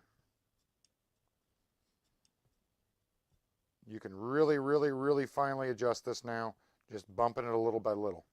So that's good. That part's good. We know the landing for the iron's nice and flat and level and nice and smooth. So we should be good there. Now the next thing you have to look for is you have to look for the body. Make sure that the body's lining up, and that you'll have to check when you go to put it together. So now right now, I'll lay this across. Good there. Good there. All right, so that's good. That's good to go. All right, so now we can assemble this thing with the iron in it, and we'll pull the iron back out, and we'll take care of the mouth, or take care of the sole, because the nose is, in this case, did drop. I can see where it did. All right, let's go there. What's going on with the camera?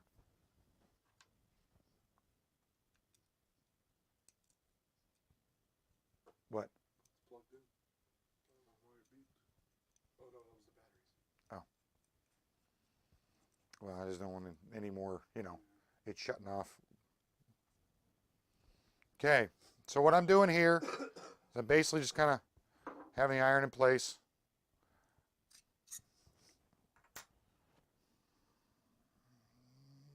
Check, make sure I'm lined up here. All right. Now, you'll see here, I don't know if you'll be able to see this or not, but there's a bit of a gap. Can you zoom in on this, Nicholas?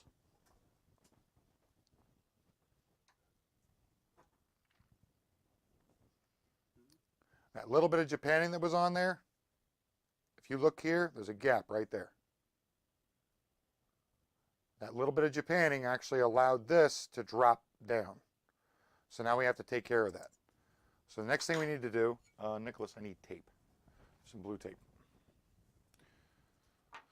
Well, my nephew goes and grabs blue tape because we got to make sure we don't scratch the heck out of this in the process of bringing this down, because we'll bring this down, and there's actually a factory flaw in here anyways, right there. We'll be able to take most of that out. And because you want that really as smooth as you can across the face, just for chip support. So while he's doing that, basically what we're effectively doing is really just making the parts slide across each other easier. One of the biggest complaints that guys have about these is that you've got just choppy performance. You'll get the iron nice and sharp, you'll put it in there, you go to close the mouth up on it real tight like a Preston would have or a Record would have, and you end up banging. It just bangs right into it, and you just wasted a bunch of time sharpening the iron for no reason. It's just effectively pointless at that point. So while you're doing that, I'm going to touch this up real quick.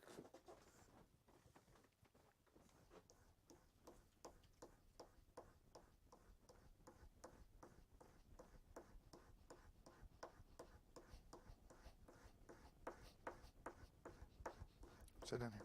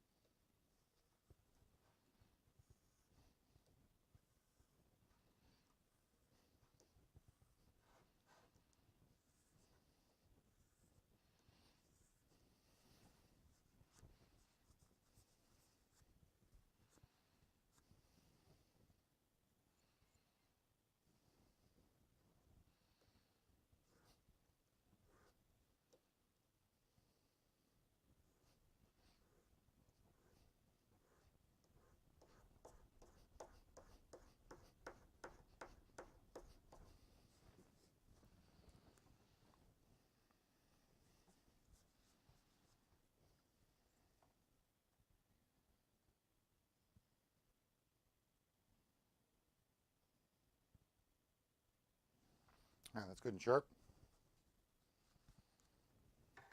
That'd be ready to go back in the plane when it's ready. All right, now what I'm going to do, just to protect the sole on the back side of the mouth, is just take some tape and drop it across there. Now remember, the tape is going to be about 5 or 6 thousandths thick, so we will have to take it off once it's been filed, because I'm going to use a file on that to bring it down a little bit faster. But it is a little thicker, but that's okay, because then we'll only have a little bit to remove with the whole sole intact. I'm going far enough back. I don't want to scratch the heck out of the sole, and files are a lot more aggressive than sandpaper or anything along those specific lines. Now, usually what I would do here in the case of taping a sole up is I would use like a little bit of a squeegee on it to get the tape nice and flat. Doesn't really matter here. Now I'm just lining the tape up from edge to edge there. And all I'm doing again is just, it's a scratch protecting kind of thing for the most part, just trying to keep from scratching the back of the sole. Okay, all right. Take the file.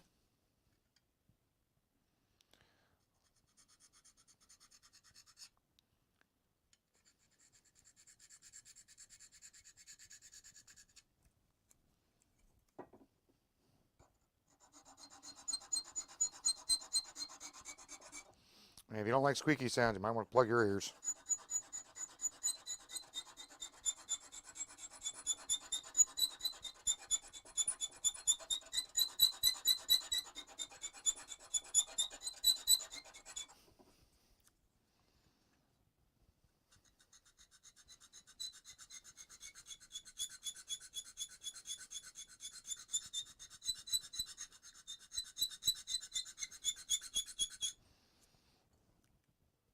That mouth plate is quite a bit up. Nicholas, do me a favor, there's a bigger file in there. It's on the bench. Grab that one that's a lot more coarse. Huh? You hear the squeaks through the earbuds. I bet you can. They probably are screaming right now. I would be.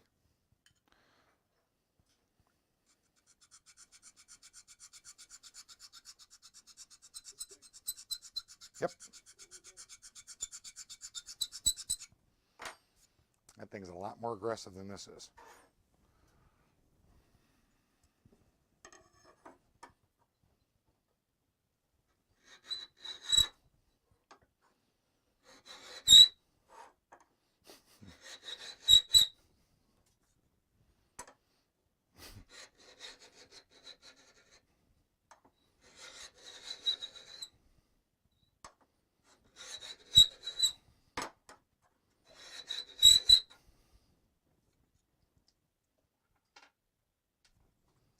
Getting close.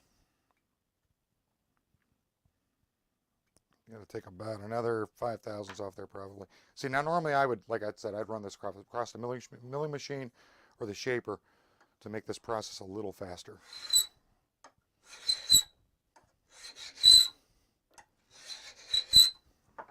Do this.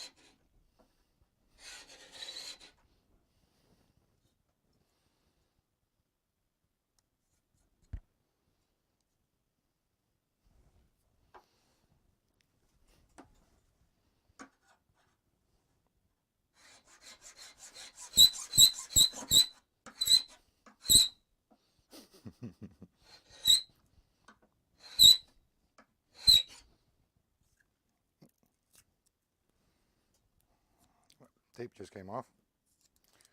That's actually, I think I should be getting a little further down on it. That's where the tape came up.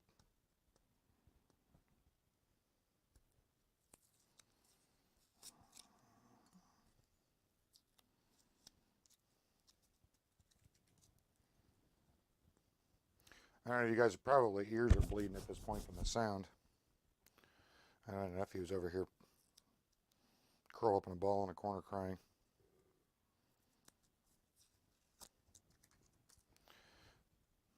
Okay.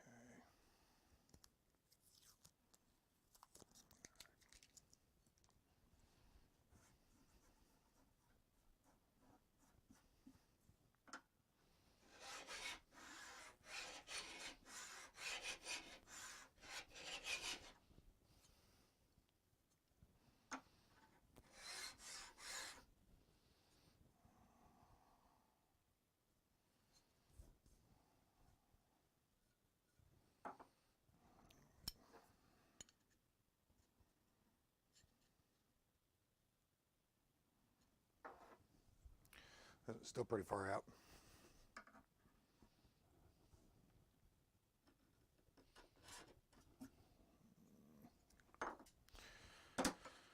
All right, we're going to continue grinding on it with this file because it's still pretty high. Still pretty high up on there.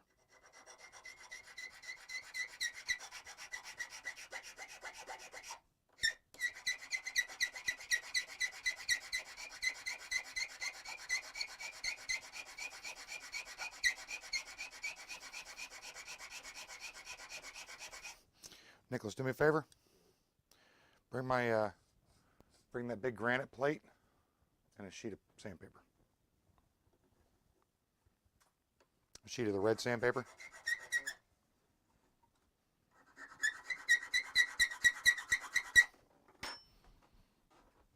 It's not there. It's in the shop, Nicholas.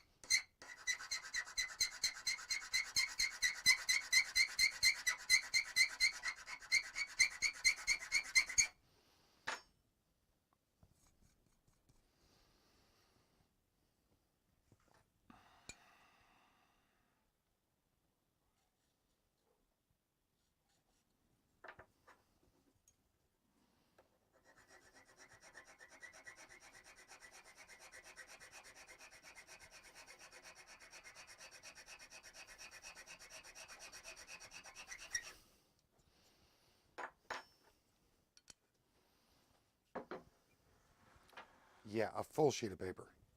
That little tiny piece isn't going to do anything. That little tiny piece of paper is not going to do a whole lot of much anything.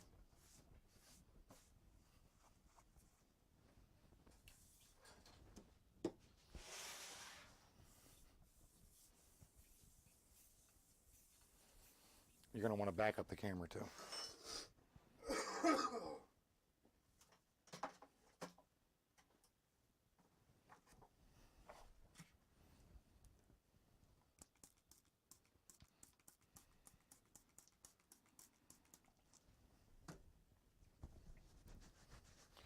Take a little bit of water and just basically toss it on your granite plate. And then this paper, this specific paper is very, it's basically doesn't soak up water. And what it does is it allows it to seal the plate, and it'll hold still for me.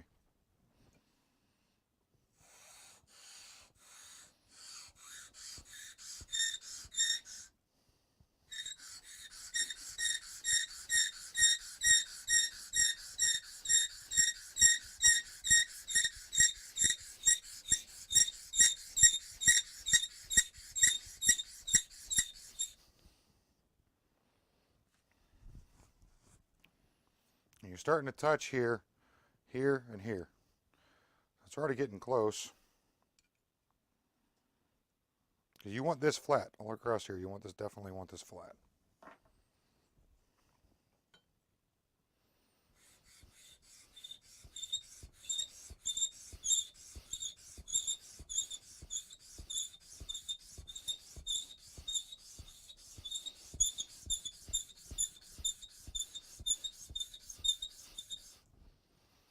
All right, I need a new piece of paper, Nicholas.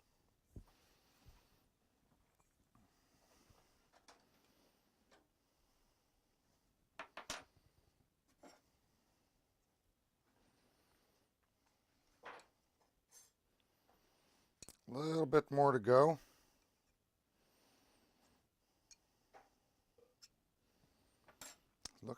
Looking pretty good actually so far.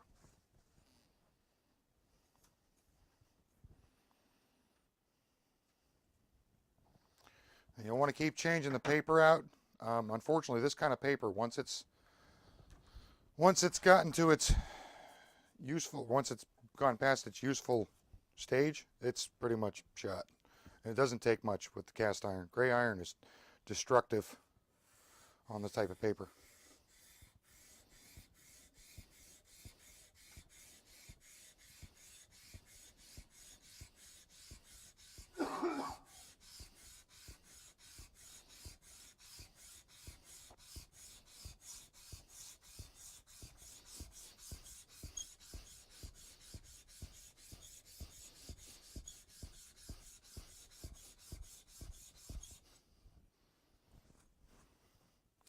What I'm looking for, I'm not concerned about back here.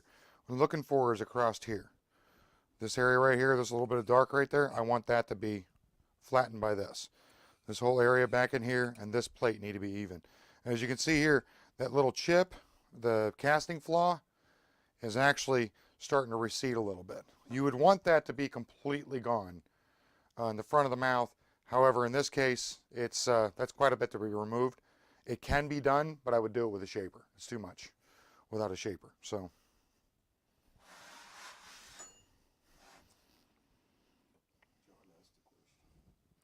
yeah, I saw that.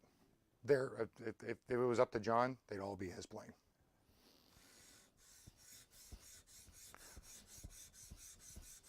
Right, John? If it was up to you, they'd all be your planes.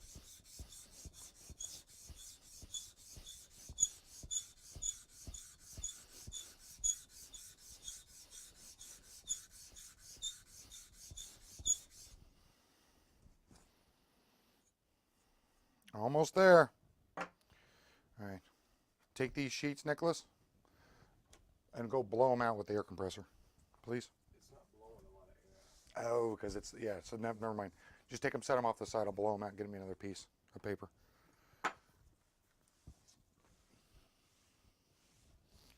All right, so one more sheet, and I think we'll be good to go as far as having this thing ready to rock and roll with flatness. We've only got a little bit left right here where it's not going there. And then we'll have to ease these edges. Well, not the back edge here, but we'll have to ease this front edge and the side edges so it doesn't gouge our workpiece. So this should be the last little bit here. I'm actually going to, I need to put a little bit more water. The water just keeps, by the way, just keeps this thing from moving around. Granite plates, if they're flat and treated, they'll actually hold on to the paper for you, which is nice. All right.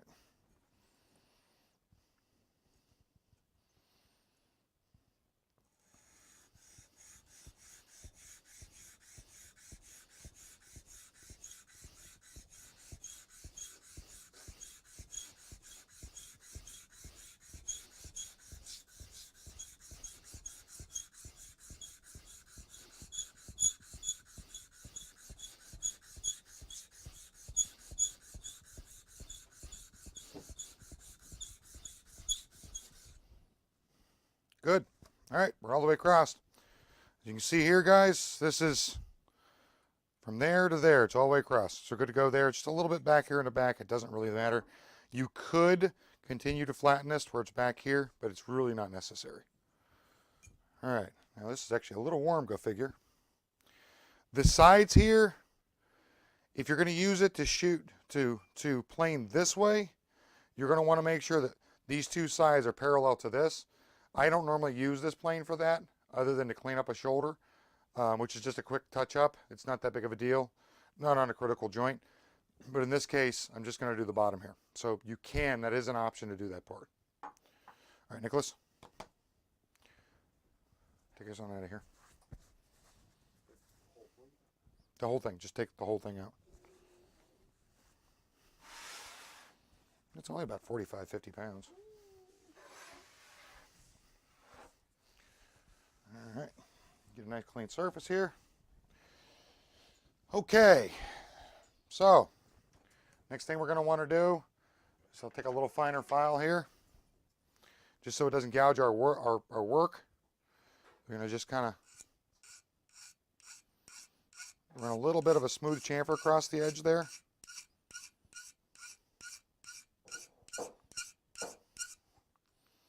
Just smoothing that off because you don't want that to catch on anything.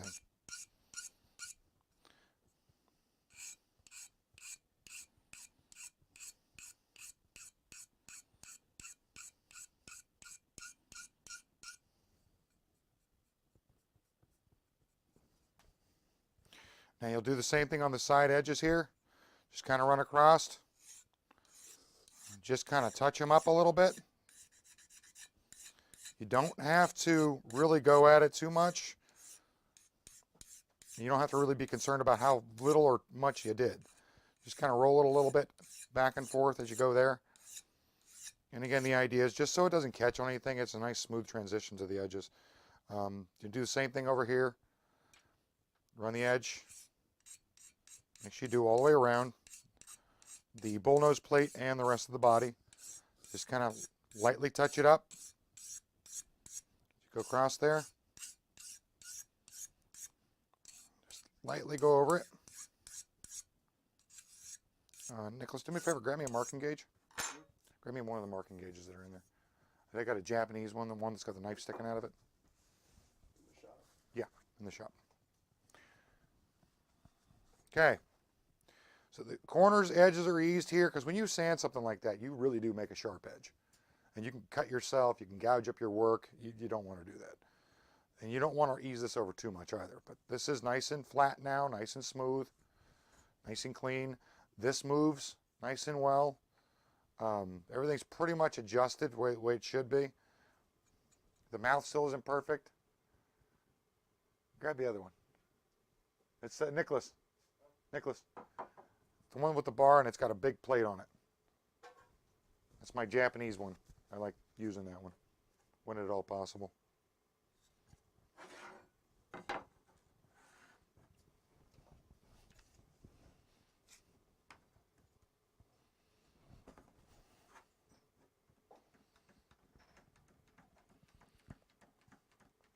I apologize for the crappy holding here, but this is the best I can do. And of course my nephew can't find his feet in my shop, so I'm going to have to run in there real quick and grab a marking gauge. So give me 1 second, I'll be right back, guys.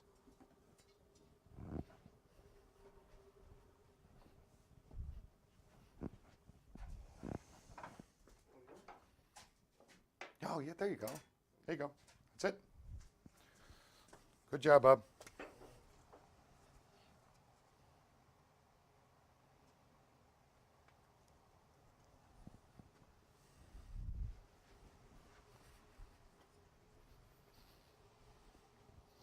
All right, make sure this is in.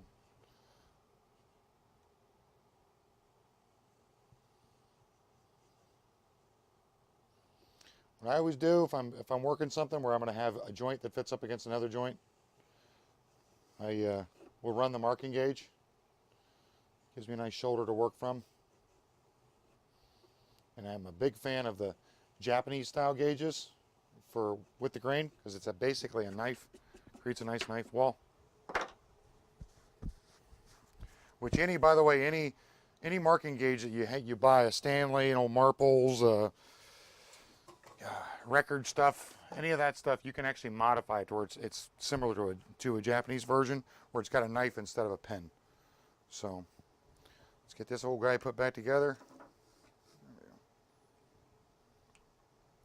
And you want to get this nice and tight, but you don't want to get it so tight that it breaks the body, obviously. Now this is the part where you have to be careful. Now that it moves easily,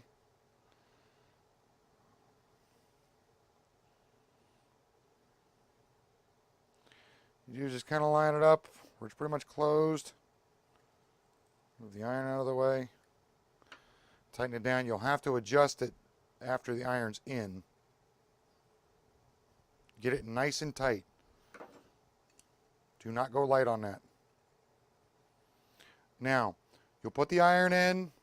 I'm a little too tight here. Okay? So back the iron out. I know I need to back it up just a tiny, tiny, tiny bit.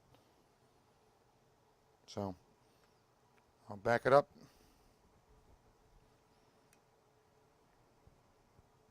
And I'll bump it. Back it up just a little bit where it's still slightly tight.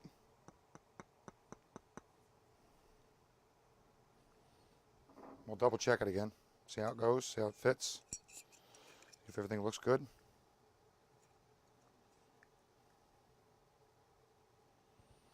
And we're still going to make contact, I think. Mouth opening. Yep, still going to make contact. You want that to be really tight. Not kind of tight, but really tight. If you want to find shaving out of it.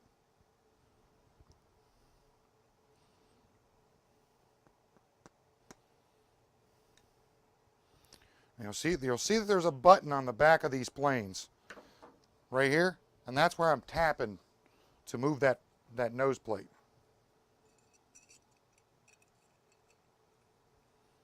Again, you just keep bumping this, kind of putting it back in place, taking it back out, putting it back in place.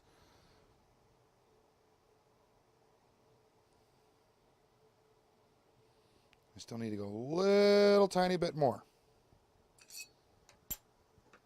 Again, it's a fiddly process, but once it's set up,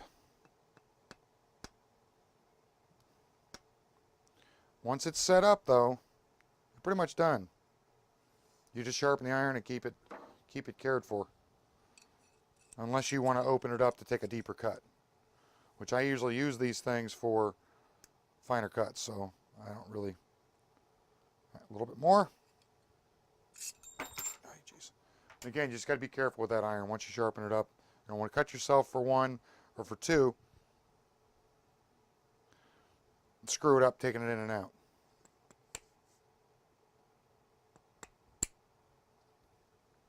All right, that should have opened it up enough that time around. Yeah, I do believe that did.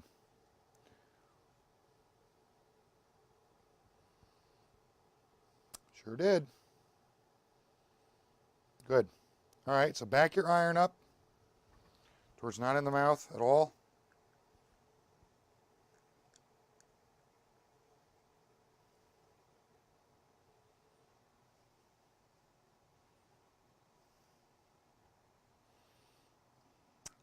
Relatively tight. I need the little tiny metal head mallet. It's a little hammer. The little hammer. Should be, I think it's on the bench. Nicholas.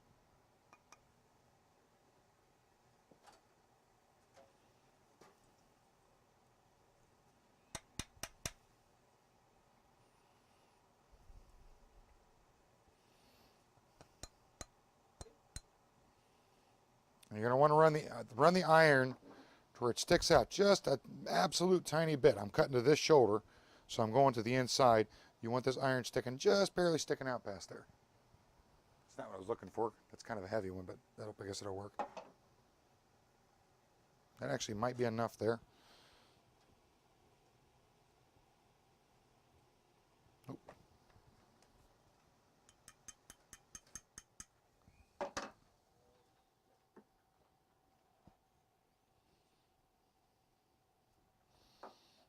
And this is going to get in my way. So now what you can do is you rest your plane in the little groove you made there.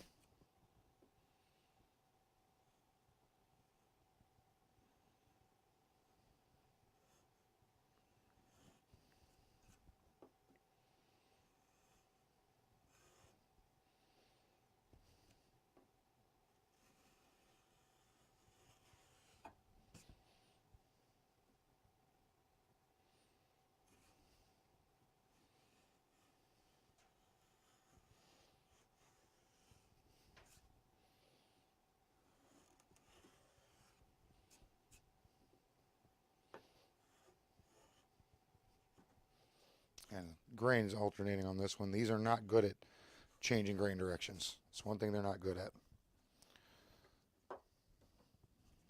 So once you get a little bit of a cut down into it,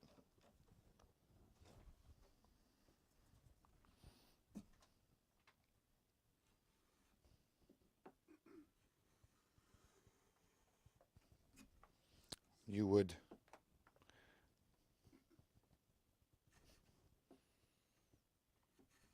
getting these things started is kind of a pain in the butt.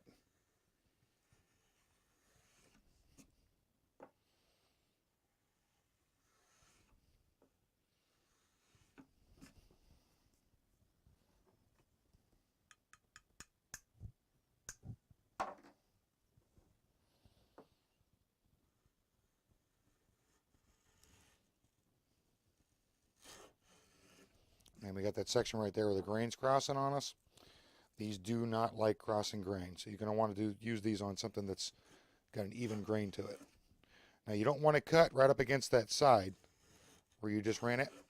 You want to kind of cut out from it.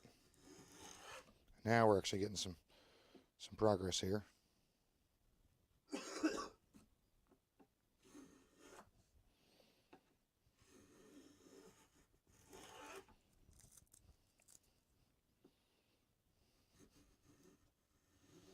Now I'm using my finger as a fence. You guys are probably wondering what I'm doing with my hand down there. Using my finger as a fence here to make sure I don't come in any further than I want to.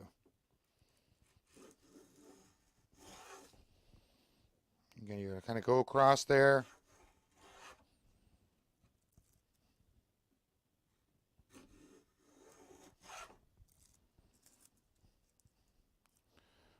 I'm actually climbing the grain right now too, which is part of the problem why I'm catching right there at that interlock.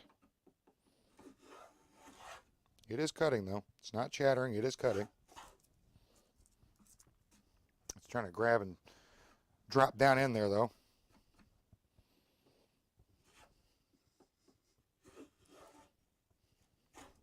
You know what, let me do this. I'm going to switch around sides here since it's climbing the grain.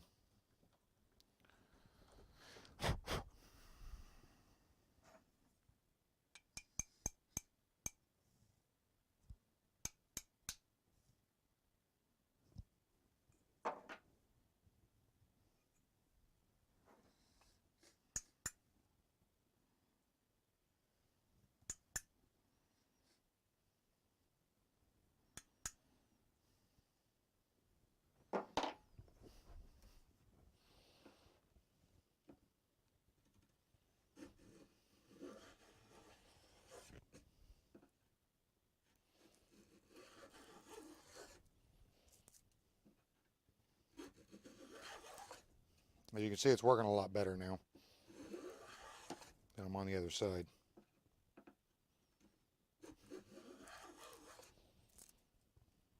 You will get a little bunch up in the side of the cheek there. You just have to kind of keep clearing that. Can they see what I'm doing, Nicholas? Yeah. Okay, good. So anyways, you guys kind of get the idea. You got it across there, and then this is going the wrong direction. It's going to tear the hell out of it, but you would then take it back and go across here and just kind of flat cut that face to adjust it. I mean, this is still a pretty crisp face, even though it's going the wrong direction on the grain here. You can still clean up. It's good for cleaning stuff up, right? And if you see here, this is actually pretty crisp, even though I'm going the wrong direction on it. It is still pretty crisp.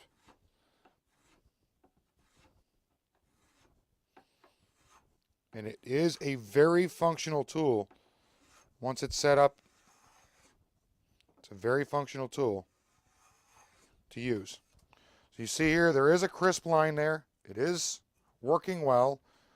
It's just, I definitely needed to pick a different board and go the right direction on the grain. These are finger jointed together here. Apparently the grain goes one way here and goes the other direction here, which is, if you close the mouth up on this and make some adjustments to it, you can actually do more with it. But these are very, very good planes in use.